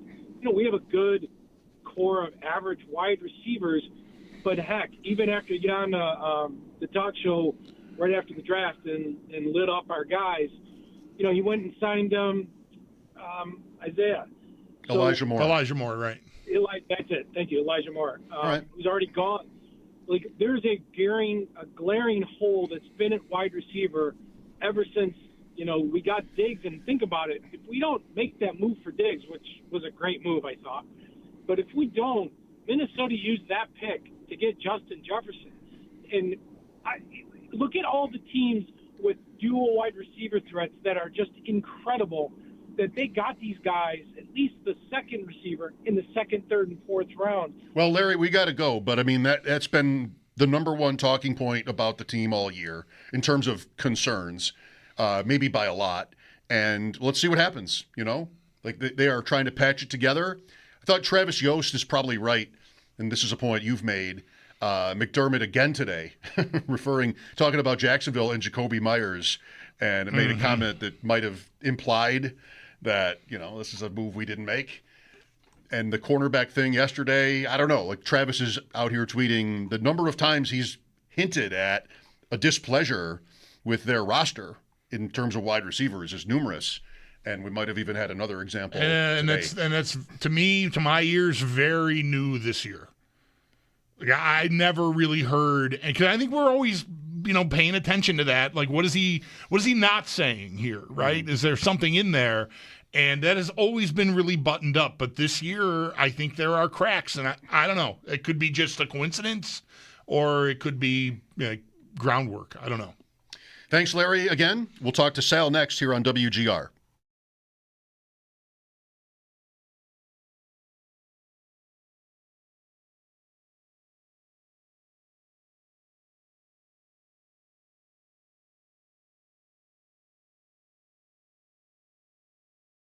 Whether it's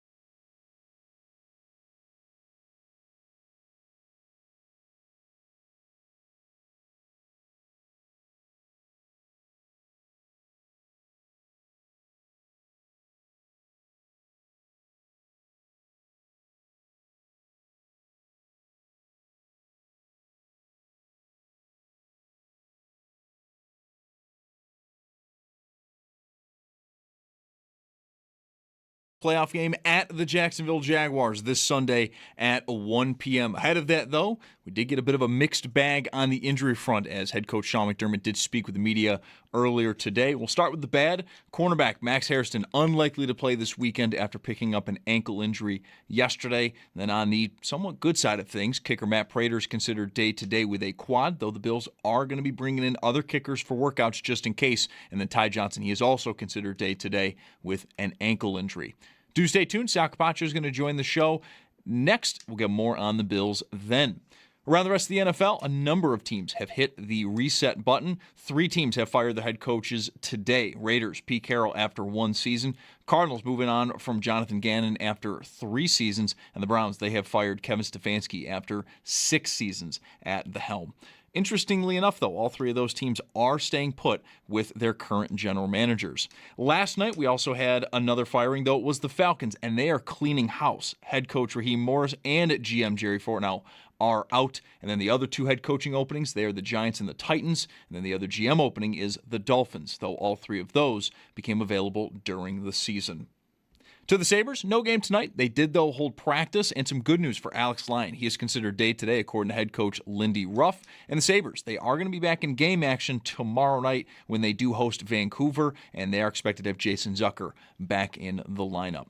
That's Paddock Chevrolet Sports Update. Paddock Chevrolet celebrating 90 years of being your hometown dealership. I'm Zach Jones for WGR Sports Radio 550.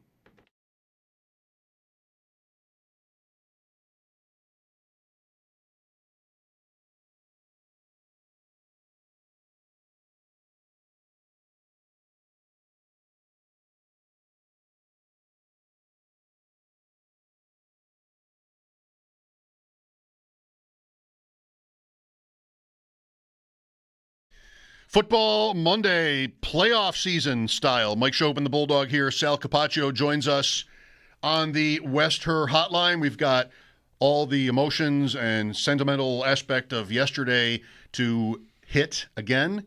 Also, the news of the day, and then, of course, the matchup with Jacksonville. Starting in the middle, Sal, because it's pretty fresh, you got the update from Sean McDermott on a couple of injured players today. Yeah, thanks, guys. We just did. Matt Prater is day-to-day.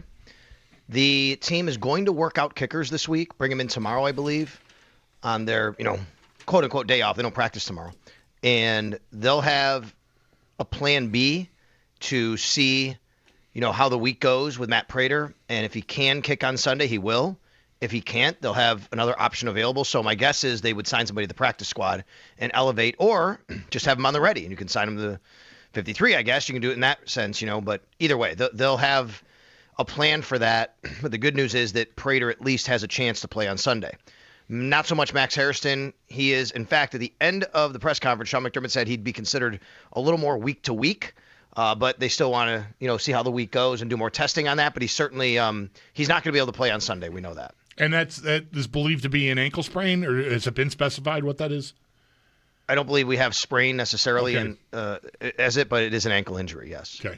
On Prater first, Sal, not knowing the exact details of this injury and what, he's saying about how he feels, but I think it's a huge risk to not go into this game with someone else. This is a recurrence of an injury, probably, and I'll take the next Michael Badgley off the pile over Prater at 41 with the greater possibility, it would seem, of losing my kicker during a game, like yesterday. Yeah, I hear you. They'd have to really be certain, I think, that he can last a game and be able to, kick effectively enough. So I totally understand that position. Yesterday if that was a playoff game, that's a really not ideal situation you're in. You can't kick an extra point. You had to go for 2. You had to go for every 4th down, which doesn't have to be a bad thing a lot of times, right? Yeah. But it wouldn't put them in a very good position, obviously. But the Badgley experiment, or whatever you want to call it, a couple weeks ago just did not go well for them. It's kind of really a tough situation to be in either way. I wondered yesterday, I don't know, Mike might have brought this up on postgame, or it might have just come up, I don't know, that Prater, I wonder if it had been a playoff game, if he could have kept kicking. You know what I mean? Mm-hmm. Like he maybe he felt something and went to them and said, like, this game's in hand and it doesn't matter really that much at all. And, I tweaked this, like, let's shut her down. So there is that. Like, I wonder if he could have gutted it out to some extent. I mean, obviously that'd be, taking some risk with distance probably. So I don't know. I'm more inclined to end up where Mike is, which is like, I'm going to be pretty nervous about this. I'll bet they'll be pretty nervous, whatever they choose, because if this just sort of, it really depends how much they know about how out of nowhere yesterday came, if at all. Like if he did a normal workload in practice last week and then suddenly it cropped up in the game, maybe they have something to be nervous about. I don't know. It's just hard to say without knowing everything. Yeah, I wonder too. I mean, we didn't even know he was injured until he didn't kick in the second half. So Mitch Wishnowsky comes out to, have the second half kickoff. And we're like, wait a minute, why is Mitch Wishnowsky kicking off? And, I inquired on the sidelines what was going on, and then we got word that, Matt Prater was injured and he wasn't going to be able to return in the game. So I wonder as well, like, was it something where, okay, because it wasn't like this sudden injury where he's in the tent and we're reporting on it, right? So, like, it was, okay, like, did something happen where he's like, I kind of felt something, and let's be on the safer side, not sorry side. So we'll see how the week goes. But it's the big thing for me is, like, yes, everything we just talked about is right. And then on the other side of the field this week, you have a guy that's just kicking record field goals every week, it seems like.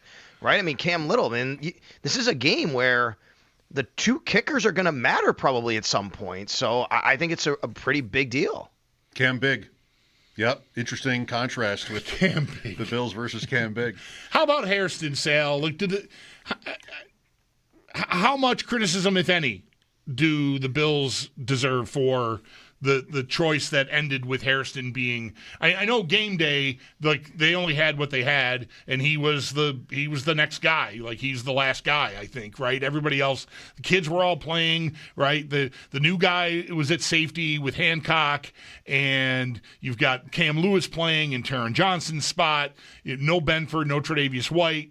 I think Hancock even played some corner, maybe a series or two. Anyway, just that Hairston had to be out there in the first place. Like, what could they have done to prevent that, if anything? Yeah, I'm not sure. I mean, everybody's wondering the same thing, and I think it's a lot easier said than done. I mean, I just got someone who tweeted me a little while ago and said, well, how about play Lewis or Hancock or Franklin? And I'm looking back right now, literally, while I was going on this, they were all on the field at the same time already. I think Franklin even was. I'm going back because Savage got hurt to play before that. I mean, Darnell Savage was already in the game playing. Mm-hmm. Jordan Hancock was already in the game playing.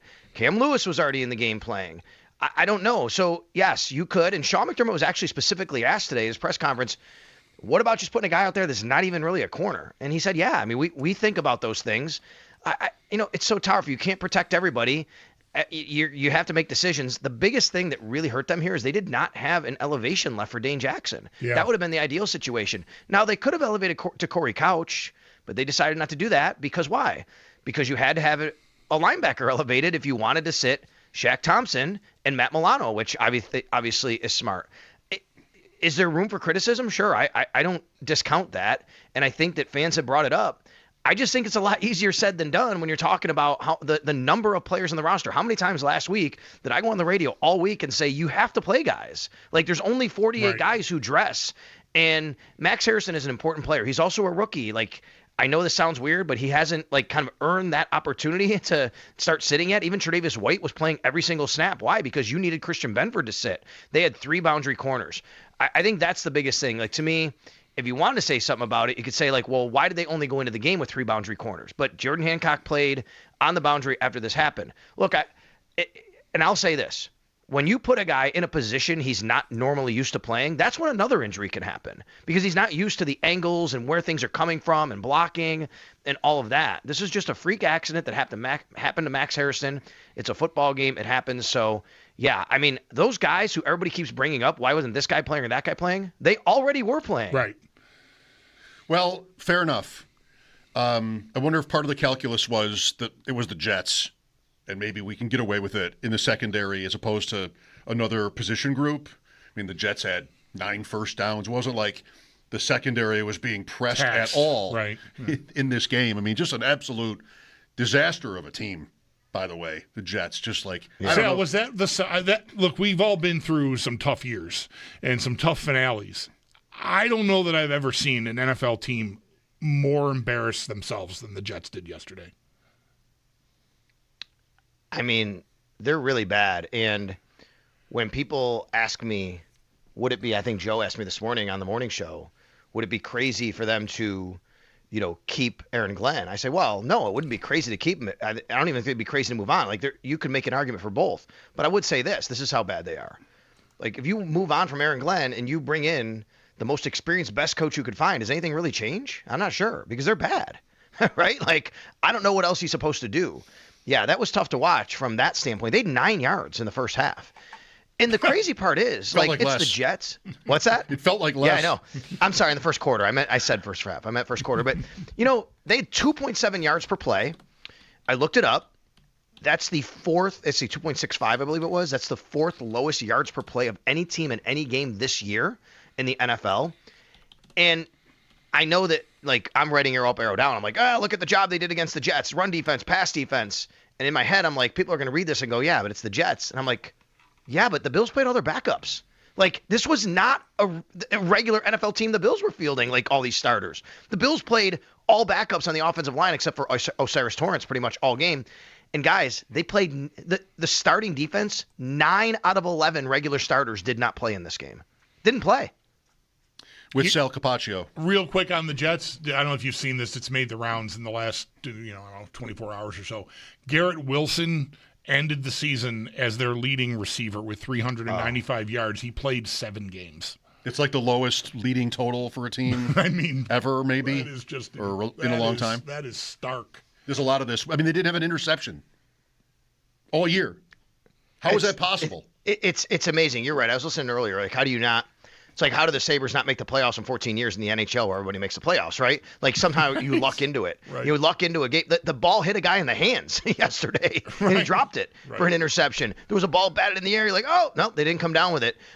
Yeah, you're right. How does that not happen? You have a head coach who's known for being a guy who would take the ball away, Aaron Glenn, an aggressive corner, and they went a whole season without taking the ball away once through the air, which is absolutely incredible. I agree with that. 4 takeaways on the year. I mean, I don't know. There's no words for that. 4 takeaways on the year. It's amazing. Right. What you're saying here, Sal, we can move on here real quick, is if they fire Aaron Glenn, how desirable is that job? It's New York City, but it looks like dysfunction central there. Maybe the owner's listening to his kids, and who knows? They might not be able to get out of their own way for a good long while yet. Right. Now, I always believe that pretty much any head coaching job is desirable by somebody who wants to be a head coach, right? If you want to be a head coach and one comes open, oh my God, yeah, I'll be the guy and this is my chance. I want to go do it. But you're right. If somebody knows that they might have other jobs down the line, they may look at that one and go, man, I'm not sure. What am I walking into here? That's number one. But number two is, even if you found somebody who's very good, very highly respected, and everybody goes, okay, you know what? We're going to hire this guy. What are they like next year anyway? I don't think this is a Ben Johnson situation where he's already got Caleb Williams who, is come on, let's just get this kid a little bit of help and a little bit of coaching, and we're going to be good here. And then, of course, they went out and they drafted and they signed some guys, and that went pretty well for them. But I just don't think they're going to be very good regardless because of the talent. By the way, the Jets this year, I'm looking now, let me see, on offense, I think it was 31 touchdowns they allowed and no interceptions. Imagine if a quarterback, just any quarterback, went 17 games in the NFL and threw 31 touchdowns against 0 interceptions. That was the Jets' opponents' quarterbacks. Yeah, 36 even. Yeah, 36. There you go. Thank you. 36 and 0. That's a pretty good year. It wasn't like teams didn't need to throw on them in all cases, in all situations. There was some of that. Incredible. All right, well, enough about the Jets. So it's Jacksonville now. Bulldogs calling this the hardest matchup the Bills could have drawn. Do you agree? It's a tough call. No. I do not think. I think there was a chance Houston could have won and Jacksonville loses. Houston is a caveat here. I was challenged on this earlier, and I would agree. I just didn't think it was very likely that was going to happen. Right. Focusing on New England, Denver, or Jacksonville, I chose Jacksonville. Yeah, that might be right. I mean, you're discounting Baltimore too in that equation. I think Baltimore would have been tough for the Bills, right? And obviously they're out of it now. But be it as it may, out of those 3 teams, I think it's tough. They all have pluses and minuses. I go back and forth on Jacksonville a little bit because they're playing really well. They have won 8 games in a row. Now, people will point to, look at the teams they beat. And I think somewhat that is correct, but, it's the NFL, and you have to go out there and play. And let's not forget, they went out there and they put one on the Chargers, really good defense, 35 points back in November. And then they also put up 34 points against a very good Broncos defense not too long ago. This team is playing really well on offense. Trevor Lawrence is playing really well. They have a offensive head coach who's doing a really good job right now, coaching them and scheming them. They have changed a lot since Jacoby Myers. By the way, interesting, Sean McDermott brought up Jacoby Myers specifically today to say, he's changed them. He's a big fan of him, and I just thought it was interesting, right? Because, to bring that up, kind of unprompted when talking about the Jaguars, but he said, if going against him, he's a lot of respect for his game. Not only is in the passing game, but in the blocking game. And I will tell you guys, he's changed their equation there because he's kind of moved everybody around a little bit to fit in better roles. I think the Jags were leading the league in drop passes before they acquired him. They're not anymore. They're actually in a really good spot where they're doing a nice job to get it to who they need to get it to in the spots they need to. Their defense is very, very good. It's very good against the run. We know that. One thing that's pointed out to me, they have played a lot of inexperienced quarterbacks, either first year or rookie quarterbacks over this 8-game winning streak. And that's fine. That's fair to point out. But I think you have to give a lot of respect to not only their run defense, they're also very aggressive in their pass defense. They have a very high interception rate. They take the ball away. But one thing they don't do really, really well that has given the Bills fits this year, they don't sack the quarterback a lot.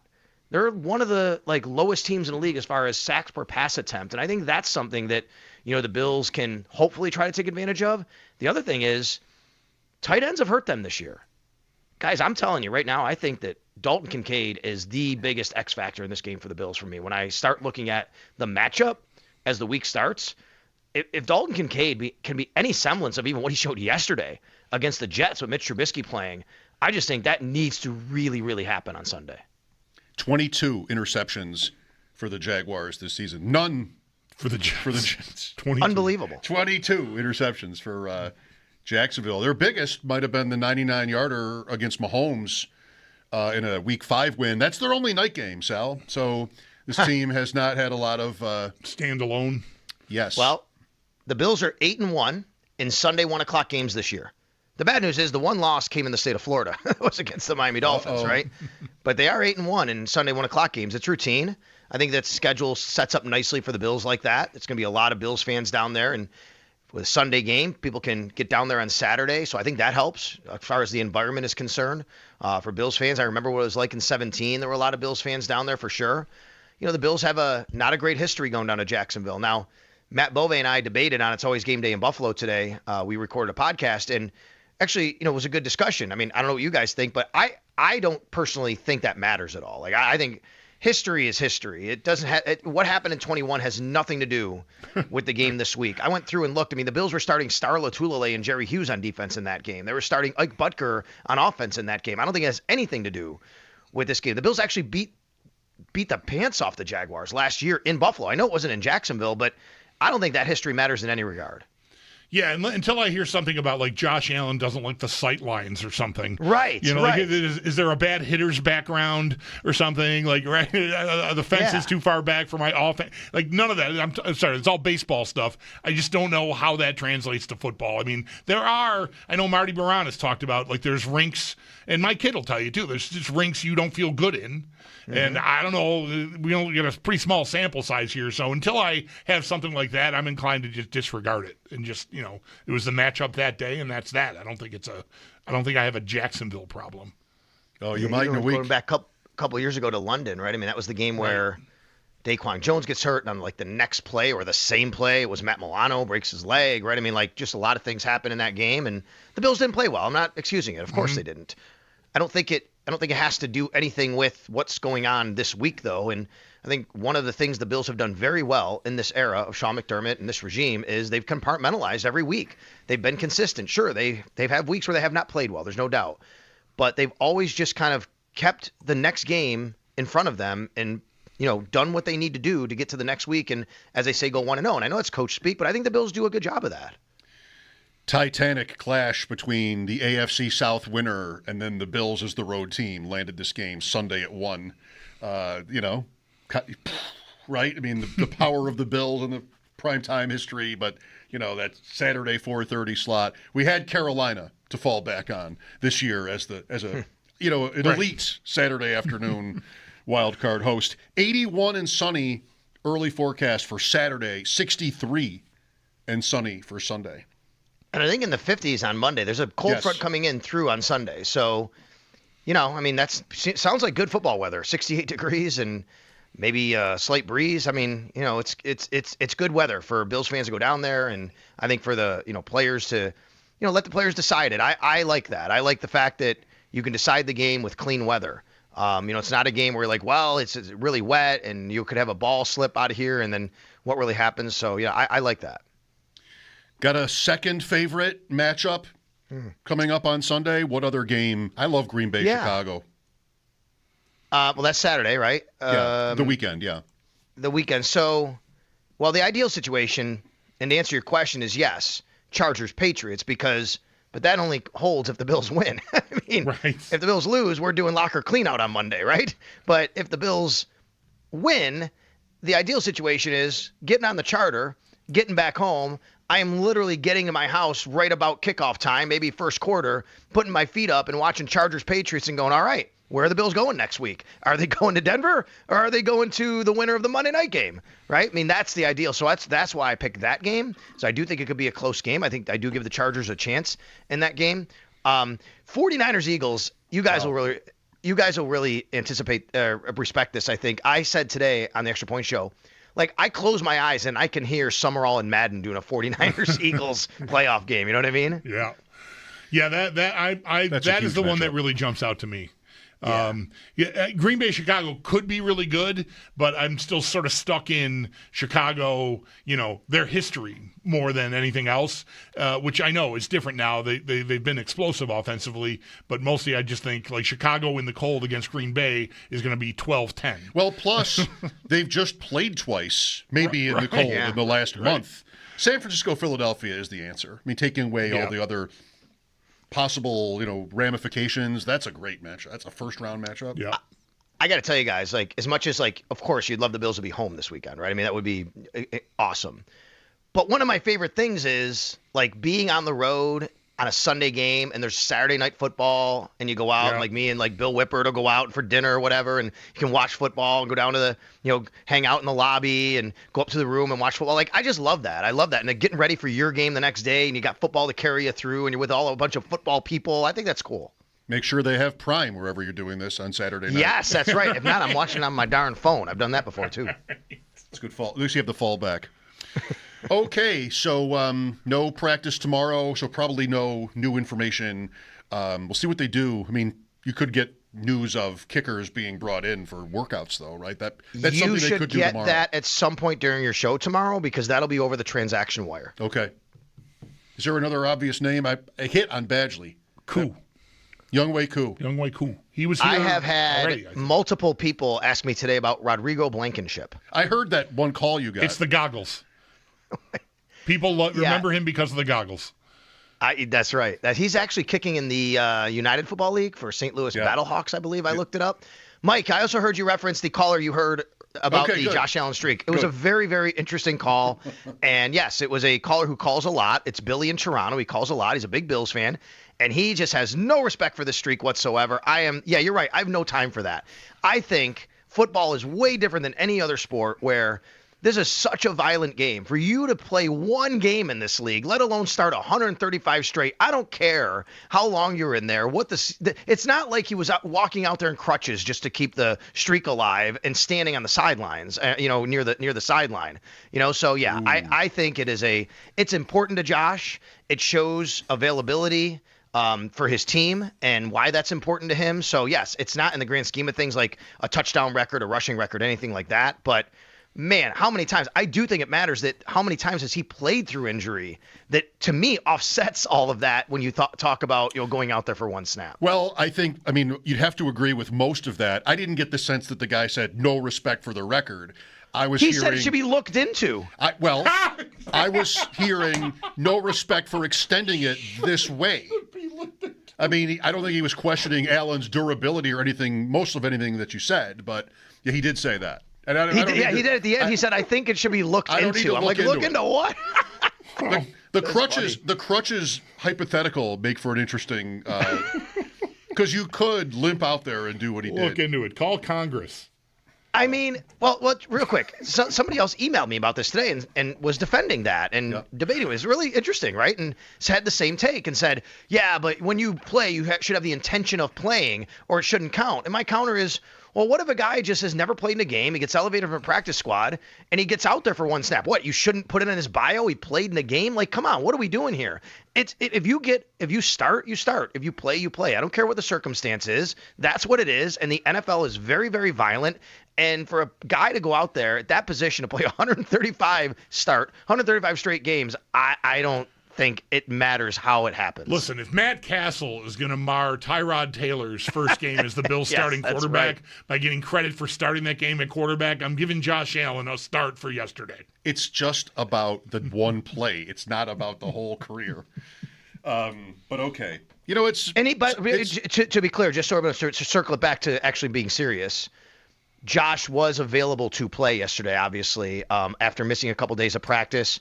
And I do think that him playing one play and getting out is obviously really, really important for his health for another week to get ready for Jacksonville. Because, Mike, you brought up a good point earlier. Quarterback running on them, Mahomes, earlier in the year was a big deal. And this is the time of year where we say that sometimes from Josh. And running backs do not run on them. So maybe that'll change this week. It's also to the Bills, just last point, to the Bills' credit that they're in positions where they can do this with Allen and his streak. Like if they needed yesterday's game, he doesn't sit. He plays the whole thing. So, yes, just glad you heard that actually earlier, Sal. Thanks for your time today. We'll talk probably on Wednesday next.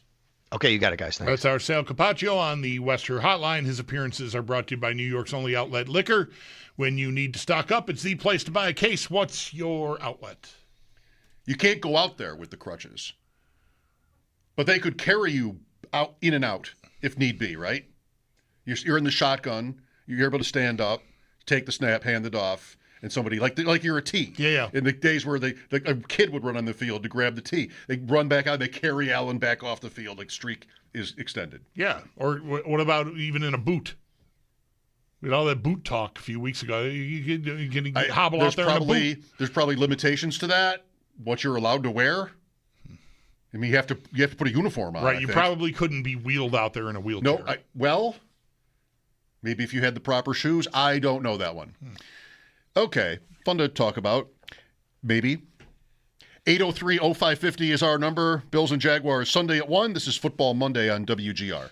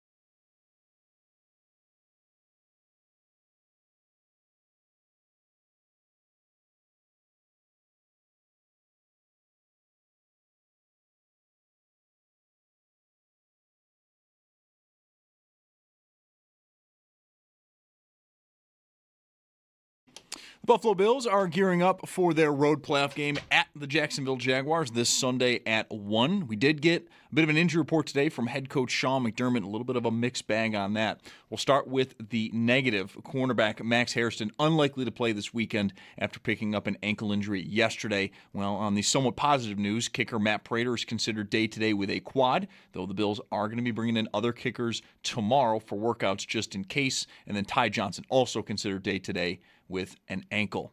Around the rest of the league, it's been a very busy day. A number of teams hitting the reset button. We did see 3 coaches fired today. The Raiders with Pete Carroll after 1 season, Cardinals and Jonathan Gannon after 3 seasons, and the Browns with Kevin Stefanski after 6 seasons. Interestingly enough, though, all 3 of those teams are staying put with their current general managers. And then last night it was announced the Falcons, they are fully cleaning house. Head coach Raheem Morris and general manager Terry Fortnow are both out. And then the other 2 head coaching openings, that's the Giants and the Titans. And then for the general managers, it is the Dolphins. All 3 of those did become available during the season. And then for the Sabres, no game tonight. They did, though, hold practice today, and some good injury news. Alex Lyon, he's considered day-to-day, according to head coach Lindy Ruff. And then Jason Zucker, he is expected to be back in the lineup tomorrow when they host Vancouver. That's your Paddock Chevrolet Sports Headlines. Paddock Chevrolet celebrating 90 years of being your hometown dealership. I'm Zach Jones for WGR Sports Radio 550.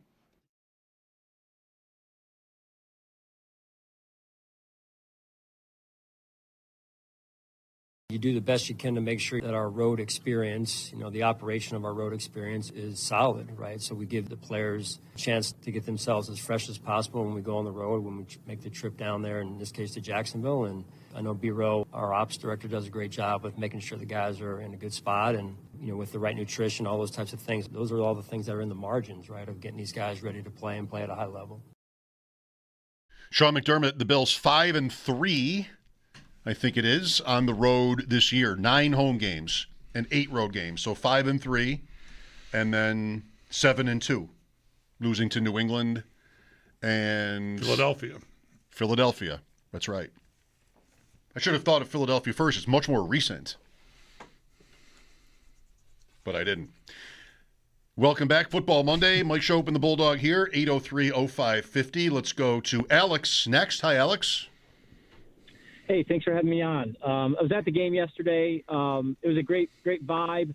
I kept thinking to myself, I'm sure you've taken a lot of calls on, the farewell to the stadium. I kept thinking to myself, is the overall experience going to become more family-friendly in the new stadium? I've been going to the games for a long time, and I think we all can recognize that it's a little bit rougher on the edges to bring, a younger kid to the game. And I have a son now, and I start thinking about got a season ticket at the new stadium. I started thinking about, would I bring him to this game yesterday? It's like, absolutely not. Is it going to get better? So I'm just curious. Like, you have the same fans. I'm not saying anything against our fans. It's just the way that the setup of the stadium currently is. It just maybe is a little bit more conducive to a rougher environment. And just curious to get your thoughts on what it will look like from an experience standpoint in the new stadium. Well, it remains to be seen, but I think hopefully, fans would have more respect for it as it's brand new and you get used to it. Maybe it's going to be a lot nicer. Maybe you get that sort of as a byproduct. Yeah, I think generally speaking, even talking about sports fans, not singling out Bills fans necessarily for this point, I think the nicer the surroundings, the more well-behaved you're inclined to be. Like, I think it's psychologically. You just, like, I'm in a nice place, I'm going to be nice. And if you're in a place that is... And again, repetitive behavior too. You're used to behaving in a certain way in a certain setting. Now it's a whole new setting. I think it's more likely you're more reserved. And I'll bet we hear a lot about the crowd isn't as electric or so. I'm just guessing. It's going to be, I think, vastly different. But I don't know what that'll mean ultimately once everybody settles in. But I would expect it'll be more like a hockey game. Okay. I'm processing whether that's what I want or what this guy is aiming for. Yeah, I don't know. Probably it is, maybe on some level. Michael is next. Hello. Hey, guys.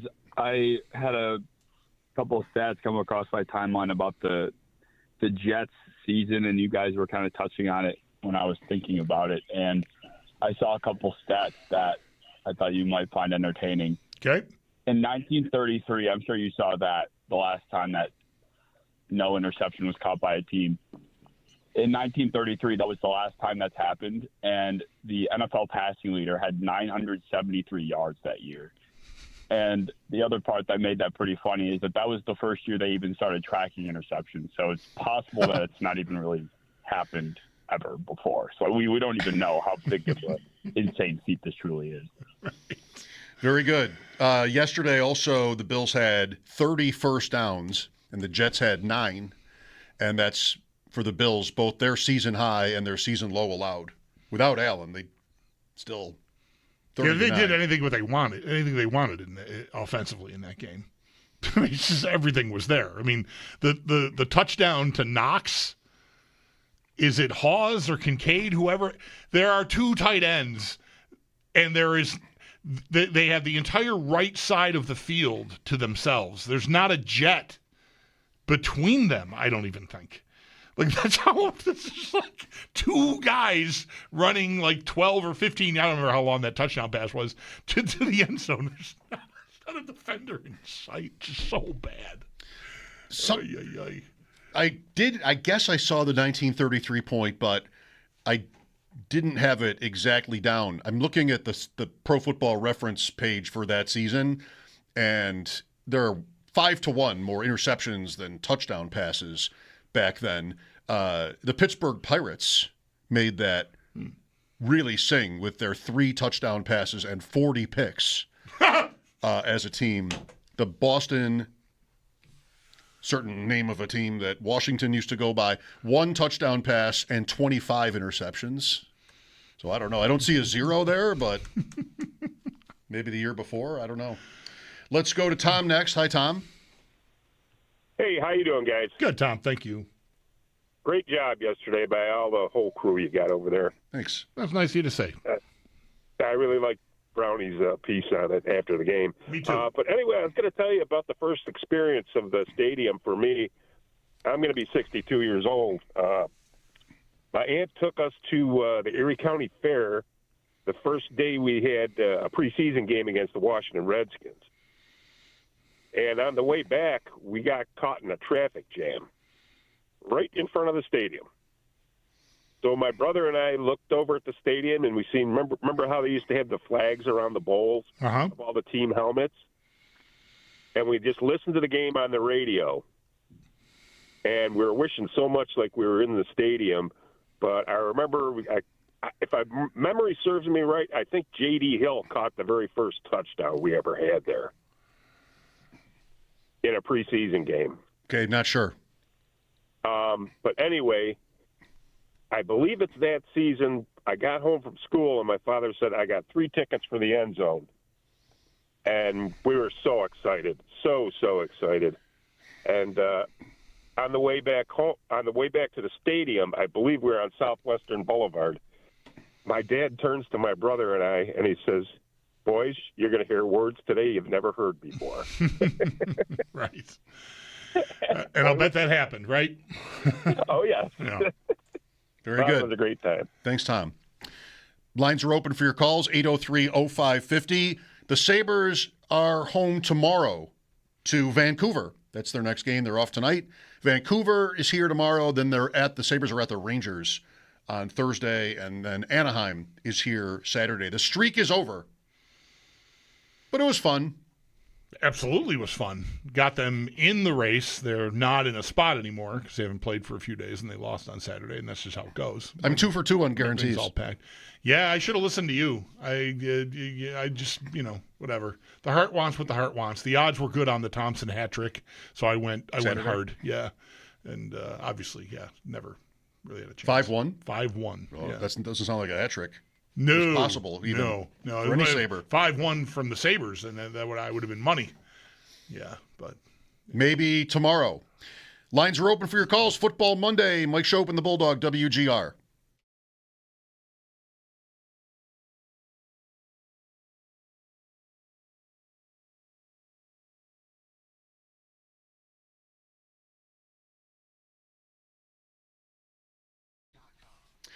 Bottle bundle deals, everybody.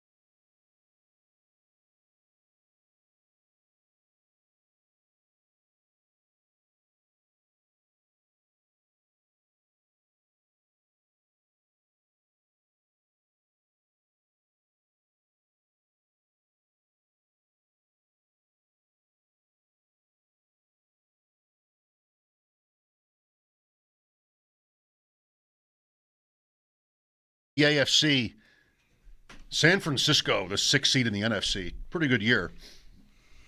Even the 7s, Chargers and Packers, pretty respectable. Maybe the deepest the NFL playoffs have been since they've gone to 14 teams. Yeah, you got the two it. lousy division winners, Carolina and Pittsburgh.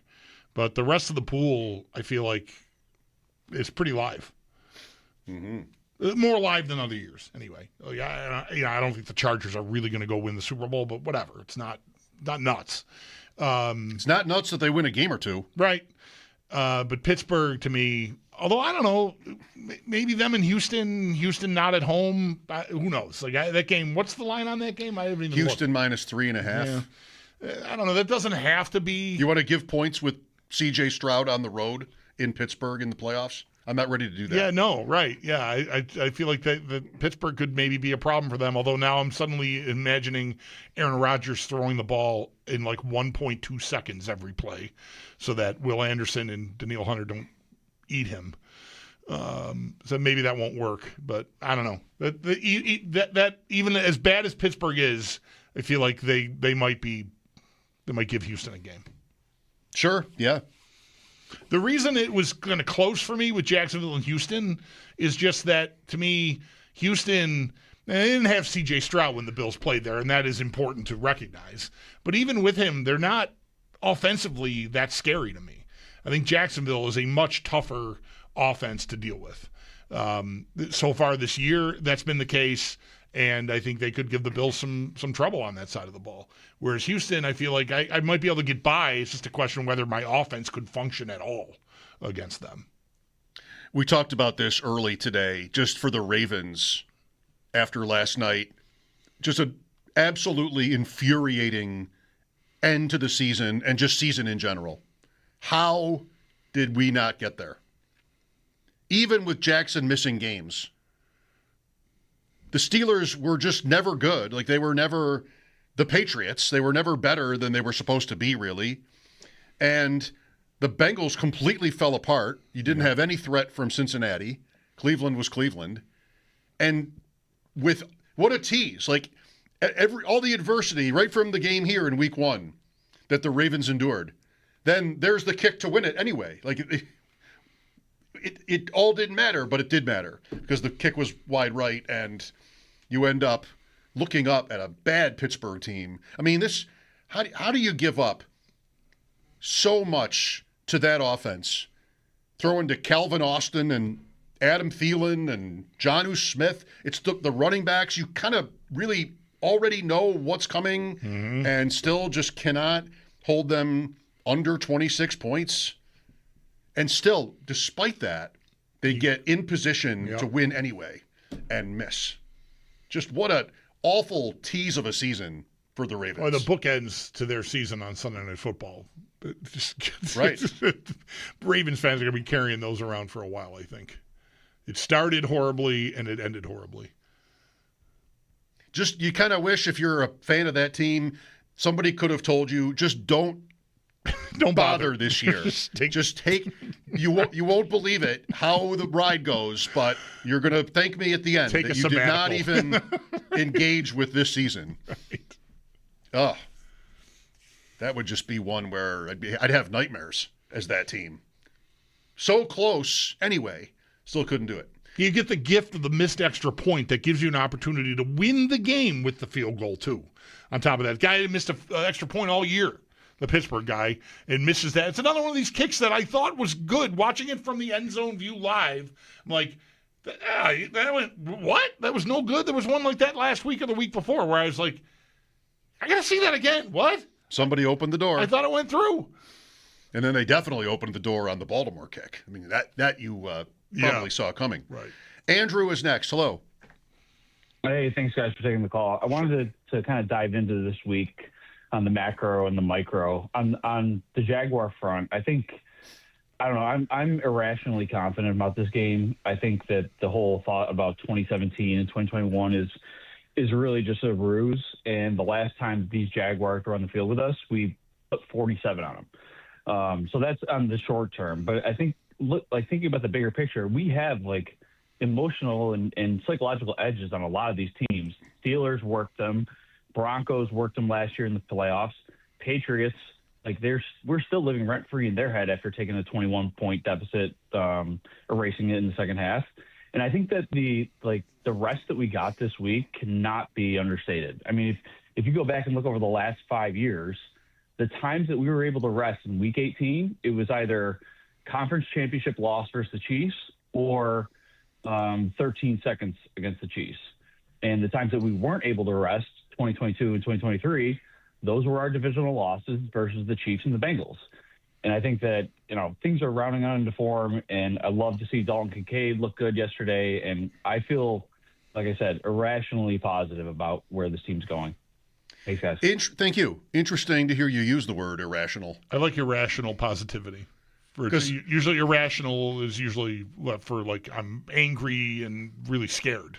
I mean, it was a very rational argument, but maybe deep down, Andrew here is like, he's not sure he believes it. Right. To call it irrational, like what part? Why do I believe it? I mean, it all makes sense. The shakiest thing of the whole presentation to me is, and Sal said it too, how big a factor Dalton Kincaid could be, how important he is. And I just don't know. I believe he'll be healthy for the week. I hope. Anyway, I feel reasonably confident about that. But if he plays 40 snaps, I don't know where I'm going to be next week if they win the game. I just don't. It's so scary the way that they're handling him to me. I'm sure it's with good reason, and that's the scary part, that they feel like he is just one more rep away from just being on the shelf again, and that is a tough way to live. Well, his playing yesterday has to be considered a great sign because there's no necessarily any reason to do that. So at least he got action in a meaningless game like that. That's probably a good sign. And 40 snaps, you want to know what the consequences are. That's kind of his number, right? Like it's not usually the full complement anyway. Right. Yeah, all right. Interesting to think about him. Jacksonville has a guy, Brenton Strange, at the tight end position that's come on. Yeah, I mean, it's funny. They had such a good year, but it wasn't because of Brian Thomas, really, and it wasn't because of Travis Hunter, their big prospect who got hurt early and didn't really help them. They took off when Parker Myers Washington. got there. Myers helped. Parker Washington. Parker Washington ends up leading the Jaguars in catches and receiving yards this year. What would we have said? I mean, who's that? What would we have said if he was one of the many imports to the Bills receiver? Like, who's that? I mean, younger guy, not somebody like a lot of these Bills guys who've been on 5 teams. Maybe it's Tyrell Shavers leading the Bills in receiving. I don't know. Yeah, similar maybe. Just as a kind of a dark horse producer. 803-0550 for your calls. Football Monday continues. Mike Schopp and the Bulldog, Bills and Jaguars in the wild card Sunday at 1 here on WGR.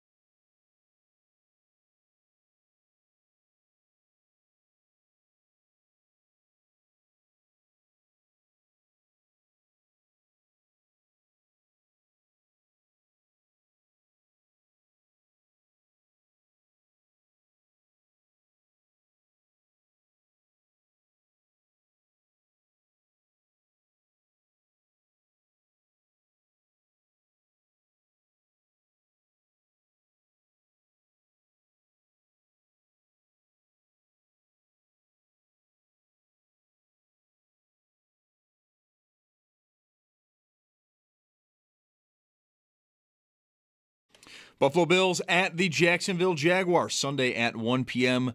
for the wild card weekend. Bills had no practice today. Head coach Sean McDermott, though, did meet with the media, and it was a bit of a mixed bag on the injury front. Cornerback Max Hairston unlikely to play this weekend after picking up an ankle injury yesterday. And then in somewhat good news, kicker Matt Prater is considered day today with a quad. And with that, though, the Bills are going to be bringing in other kickers for workouts just in case. Ty Johnson, also considered day today. He is also dealing with an ankle injury. Around the NFL, 3 coaches have been fired today. Raiders with Pete Carroll after 1 season, Cardinals and Jonathan Gannon after 3 seasons, and the Browns, Kevin Stefanski, after 6 seasons. Although, curiously, all 3 GMs of those teams are staying put. And then last night, the Falcons, they are cleaning house. Both head coach Raheem Morris and GM Terry Fortnow are out. The other 2 head coaching openings, they are the Giants and the Titans. The only other GM opening is the Dolphins. All 3 of those, though, did become available during the season. And then for the Sabres, no game tonight, though they did hold practice today. Good news is Alex Lyon. He is considered day-to-day, according to head coach Lindy Ruff, and Jason Zucker is expected back in the lineup tomorrow night when the team does host Vancouver. And then across the league, just 5 games tonight. 2 of them are at 7. The Rangers host the Mammoth, and the Ducks, they are in Washington versus the Capitals. 7:30, Senators host the Red Wings. 9:30, Kraken at the Flames. Then at 10:30 to round out your evening, the Kings host the Minnesota Wild. That's your Paddock Chevrolet Sports Update. Paddock Chevrolet celebrating 90 years of being your hometown dealership. I'm Zach Jones for WGR Sports Radio 550.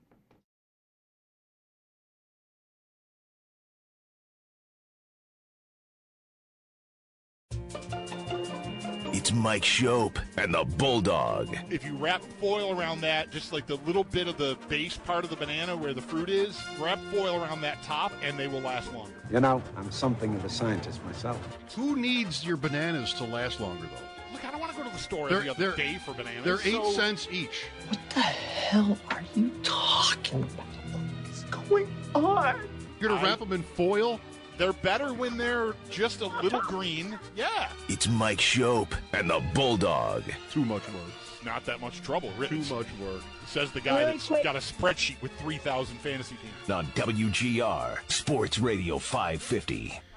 The Bills advance to play the, number 1 rated team in the reverse AFC power rankings each of the last 2 weeks. That's right. 2 weeks running. Yep. Best team in the conference. Were the Bills second last week? I wasn't here last week, so I don't know.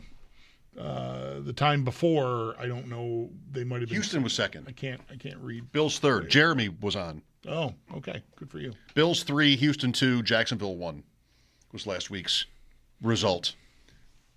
It is not just the playoffs, but as you've heard in the updates all day, coaching firings around the league. We're at 6 teams with vacancies. A couple already knew they would have vacancies. The Giants and Tennessee made coaching changes mid-season, and I think this explains how Tennessee is already requesting to talk to candidates, like they're ready to in go. motion. Right.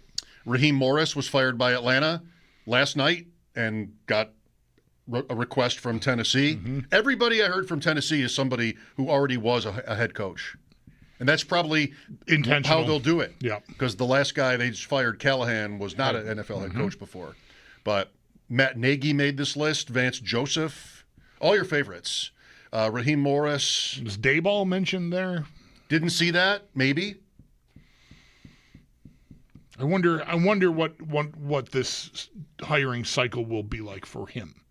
Mm-hmm. There's a lot of word out there that it's not like last year you had Ben Johnson and Aaron Glenn, I guess, for that matter, too, both who were hot candidates the cycle prior, but didn't like the lay of the land and decided to stay put. So they stayed in Detroit another year through the 24 season and then got out. And that this year there isn't that candidate is not out there. Like somebody that's everybody's been waiting for him to hit the market. So it's more recycled guys. I'm not even seeing Brady's name. Well, that's what I'm waiting to bring up is will he get requests? You'd think he would. I bet he'll get some, but I wonder if it'll just be sort of perfunctory going, just covering all your bases kind of stuff. But I don't see him touted as a top name. I think he missed the college window. That seems pretty clear. You know, the big names or the big schools like Penn State, who were looking to replace coaches, thought maybe Brady. He was a betting favorite in a couple of those. LSU was another one. They went on Lane Kiffin. Yep. So maybe the timing just wasn't. During the season, there was a little chatter about if the Bengals did something with Zach Taylor, Joe Burrow, Jamar Chase, like he's got ties to them from LSU, that might have been an idea, but they're standing pat with their crew, front office and coach. So that opening is not going to materialize. Yeah, Daboll, I mean, the offensive mind seems really good, but I don't wonder how much damage he did to himself with the way things went in New York. You know, I wonder how. I never thought he was the most buttoned up guy. It was always kind of a weird fit with the Giants because of that. Because the Giants are like very buttoned up to me. I think of them. That's how I think of them. So I wonder what kind of traction Daboll gets. Maybe if it's not a great field, that's good for him. You know, because he's done the job, and he certainly has, you know, again, offensive background that could be appealing to some teams. Could you see? I'm interested in the politics of this, potentially, the Giants trying to poach Brady because of Joe Shane. I have no idea what kind of relationship the two have, right. But if you're Shane and you wanted a Bills assistant, would the Bills would they find it prickly if the Giants asked, as opposed to like the Raiders or some team without ties? Because they're the team that took their last offensive coordinator? That could be part of it. Just because, you know, there are relationships.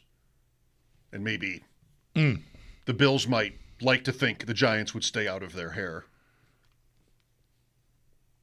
Yeah, I don't know. I hadn't thought of it that way. It probably should be okay. Yeah. If I'm the Giants, I don't really want to care about that. No, I think I want the best guy. And the Bills also, I don't think, you know, they might not like to have to replace their coordinator again, but they're not going to get in the way of Joe Brady getting a job. That's right. I think that's right. They would. There's no way they wouldn't grant permission or anything. That's just not done. Coordinator to coordinator, that's different. But if you're going to interview for the Giants head coaching job, they might grit their teeth. I don't know, but they would. I think, yeah, okay, fly be free. Go do your thing. Power rank these openings for me? Rank them. Cleveland, Giants, Tennessee, Vegas, Arizona, Atlanta. Oof. Wow. You're getting quarterbacks in, well, at least half of these. Like Dart is the Giants quarterback, Cam Ward is the Titans quarterback, and Penix probably is the Atlanta quarterback. Well, maybe not to start the year. I mean, he didn't. How bad was that injury? I don't know. Maybe not, but he's who you're going to have to build with. Yes, I think. Yes, that's right. He's who you're signing up for. They're not giving that up yet. I don't think. Just because he got hurt. No, I agree. Arizona might be Murray in the same way, even though he's older. Huge money, so you might want to take the Kyler Murray ride. You might have to. Yeah, Arizona. Vegas is wide open. I still think they're going to bail on him. I think they're going to. The GM is not even tied to. The GM is staying right in Arizona. I think they'll cut bait there.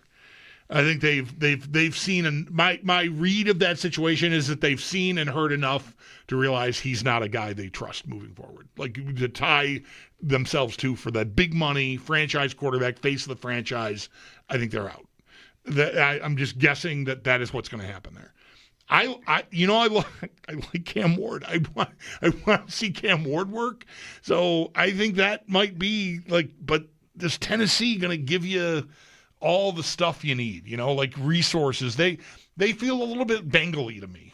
Very Bengali. The Titans, and that's not great. Or Bengali, if you prefer. And the roster needs a lot of help, I think, right? So, I don't know, man. That could be a pretty heavy lift. Tennessee will have the 4th pick. 4 teams finished with 3 wins. But, oh boy, what was the difference in the win percentage of the opponents? They go by the strength of schedule. Sorry. Of course, those 4 teams would have the same win percentage. The ranking is by who played the weakest schedule of the 4 teams. Right, to get those meager amount of wins. Right? And that turned out to be the Raiders, who beat Kansas City yesterday. Smart. And they still had the first pick locked up, at least. And they beat New England in week 1, too, by the way. They also beat New England. They won 3 games. They beat the Patriots and the Chiefs, and what else did they do? I don't remember who else they beat. Wow. I want to know now. I'll go look. I can get that in a second here for you. Raiders 1, Jets 2, Cardinals 3, Titans 4, Giants 5. That's your top 5. Atlanta traded their pick to the Rams, and when the Falcons were falling apart, a lot of people like to point out how the Rams could end up with a high pick because of Atlanta, but Atlanta won their last 4 games. Right. So that's pick 13 now. They leaned hard into the wire. The Raiders beat Tennessee back in week 6. That's their third. How could I forget? Win. Yeah. Kent is, oh boy. Kent. Yeah. Hi, Kent. You're on the air. How are things going? Man, I can't believe you can hear. That's next generation Bills Mafia, right? Sweet. But I just wanted to put out, first of all, I love you guys, first time, long time. My first vision or first experience was in 1984, Gary Hogaboom versus Joe Ferguson. We were 0-11. We won 14-3. I don't know. Do you guys remember that game? Sure. Greg Bell put up 199 yards. And the reason I'm putting this out there into the universe is that my dad was a very hard person to pin down. And this is one of the few times I could actually spend more than 3 or 4 hours with him uninterrupted. And I did it consecutively. And as the Bills got better, the more time we spent together. So yesterday I shed major tears, not expecting it. So I just wanted to say to everybody in Bills Mafia, man, like there's nobody like us. And who's our kicker going to be? Who is the kicker going to be? I don't know. How old is that child crying in the background? And what kind of leg do they have? The name, if we end up getting a conversation going at any point for the kicker thing, the name people are going to want to ask about is Justin Tucker. And I'm just a hard no. Like, yeah, I wouldn't touch it. I don't need to do that. But,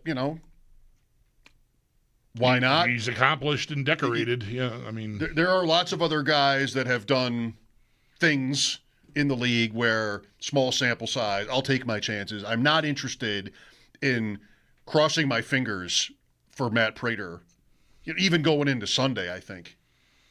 Recognizing that I'm just out here on the outside with respect to this injury. Like, I don't know how he really feels, but he's 41, and I have a recurrence of a quad injury. I cannot let that result in I'm playing this game with Jacksonville and I lose my kicker. Like, that just I wouldn't do it. I'd rather go find somebody off waivers that has experience and, whoever that is. There's always names. Like Badgley was. I mean, Badgley missed 2 extra points, right? And the one was big. The Eagles one really hurt them. Yes. And he missed 4 or 5 earlier this year. Right. That's why he wasn't there to begin with. That's why he was available. You got to somehow tell him that those are field goals. I guess that's... And not extra points. Maybe you can trick him. Yeah. So I don't know. We'll see what they do. Cam Little, the Jacksonville kicker, owns the record for the longest field goal in NFL history and the second longest. Right. The second longest was yesterday, wasn't it? Yesterday, yeah. He hit from 67. The record that he owns is 68 last year. He kicked a 68-yard field goal. And I think he had 70 in the preseason, which, think about that as a weapon in this game. Like, that's a touchback and 1 pass. Right. You're to midfield and you're in field goal range. That's right. Midfield, that's a 67-yard field goal. So, look out. Yep. There have been, Did you catch his celebration after he kicked that 67-yard field goal? No, I love a kicker celebration. I missed it. I don't know what was going on there, but he made the kick and sort of ran away from everyone and was sort of like trying to tell them to keep, stay at a distance. I've got a thing to do. And maybe the holder came in and chest bumped him, and then he did that again, and then he just started doing some dance that I didn't recognize. So I was wondering. Usually you're pretty knowledgeable when it comes to recognizing dances. Yeah. I know. It was the Watusi. I know what they're all called. It was the gritty. It was the Oregon flip. Yeah, I don't know. But he really had his mind set on doing something individually after making that kick. It was the Charleston in honor of the local Charleston Chamber of Commerce who had attended the game and donated money to his charity. In high school one day, I remember this very well for some reason. Well, maybe it'll make sense why I remember it. An English, like a high school English class, and whatever the assignment was, something off a book, you're explaining the book, translate, whatever you're doing. I hated that when they made you read books. Yes. And a girl in the class who I was friends with, just, casually, I think she probably had The Great Gatsby for her book. And as part of her presentation, she says, "You want to see me do the Charleston?" Would that line up? Would that be Gatsby? So you want to see me do the Charleston? And I don't know if anybody answered, but she's like, "I'm doing it." And I was just breathtaking. I just loved it. Suddenly, this girl went way up on my list. I mean, mad respect for just breaking out in a dance. I loved it. I loved her right then and there. And I just also loved her courage for right. I don't want anybody to ever see me dance. And she just got up there and bam. Right. Yeah. And you probably get, a little bit of extra credit for your project just by being willing to do it. Lean into that? Sure. A teacher would probably want to grade you more favorably based on the chance you took exposing yourself that way to your classmates. Yeah. I think I would recognize the Charleston. I'm old enough to. I think I would know. Like, if they were like 10 famous dance steps or dances taking place, I feel like I could pick the Charleston out. Search the name of a movie. It's a hell of a thing for me to brag about, but I think I could do that. The Twist is another example. If you ever see the movie The Cat's Meow, which is about probably not going to happen, but okay. William Randolph. I like this movie a lot. William Randolph Hearst. So we're going back. Charlie Chaplin is portrayed. Kirsten Dunst is the lead in this movie. Okay. Edward Herrmann is Hearst. I can see her. I can see Kirsten Dunst in like a Charleston dance outfit with a little hat and everything. That this movie features the Charleston. Right. Yeah. How do we get to the Charleston? I just Cam Little, the Jacksonville kicker. Right. He had some sort of dance planned. Yeah, right. Yeah. What's he for Super Bowl MVP? Perish the thought. The Jacksonville kicker. They just kick 60-yarders all over you for 4 games. And you can't deny them. Mark Mosley was the MVP of the NFL in 1983, a kicker for Washington. Today, I saw from Sam Monson. It's pretty incredible still. I know. Today is the day where you vote. The AP vote is today. Maybe it's a deadline of... For MVP or all the everything. awards? Yeah, okay. I did see a lot of chatter. I mean, it makes sense. The season has ended. So, the window is, closed because you don't base any of this voting on these awards on anything that happens in the postseason. Right. So I did see a lot of just different Coach of the Year chatter. More of that than anything else, I would say. More than MVP, I saw Coach of the Year. Who would you vote for? I think I would vote for Vrabel. I would vote for Seattle's guy. I liked Shanahan as an idea, but it just gets, whatever. It just the last game leaves a mark, and to me, Vrabel, 4-13 back-to-back years, and you show up and bam, that's your year. I like Seattle's guy too, but he had a head start. He got a year under his belt, and that shouldn't penalize him for the job he did this year, but they were already gaining steam. I mean, they did start over at quarterback again, which is to his credit, I think. But I think I would lean Vrabel. But I don't hate I wouldn't object to Mike McDonald winning it. I think they're pretty serious, Seattle. Yeah. I mean, they beat Shanahan. 3 points. They beat him up. That was nice. Yeah, that was really impressive. And so they are the betting favorite now, the Seahawks, by that win. So if you like them, I mean, you'll hear Sam's voice. If you like them before that game, maybe the bet was the whole thing because they'll have they knew that was what they were playing for was the one, and they've got that. But it's still going to be hard. They'll get the Rams next or the Niners again. That's probably their next game. Or it could be Green Bay. Even still. They're not going to be huge favorites against any of those teams, Right. even at home. And then that might be their tougher game.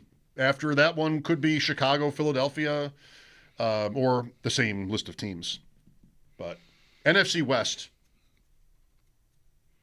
Yeah, to do that in that division is a feather in your guys' cap. There. That's one piece of the argument, like against Vrabel, is how easy their schedule was. But they did beat out the Bills, but the NFC West is, you got three teams there that any of the three of them could win the Super Bowl.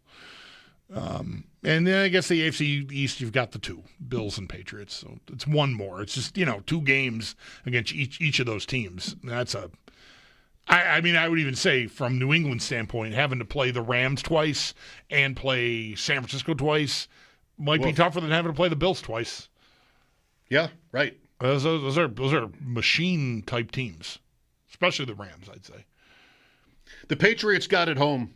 I mean, the win in Baltimore on the Sunday night, then these last two end up both being blowout wins, Jets and Dolphins. Like, they got it home. Now they get the Chargers. That'll be Sunday night. Eric Wood joined us earlier today in his Football Monday around here, talking about the emotions of yesterday and also the matchup with Jacksonville. Our conversation with Eric coming up next. Mike Schopp and the Bulldog here. This is WGR.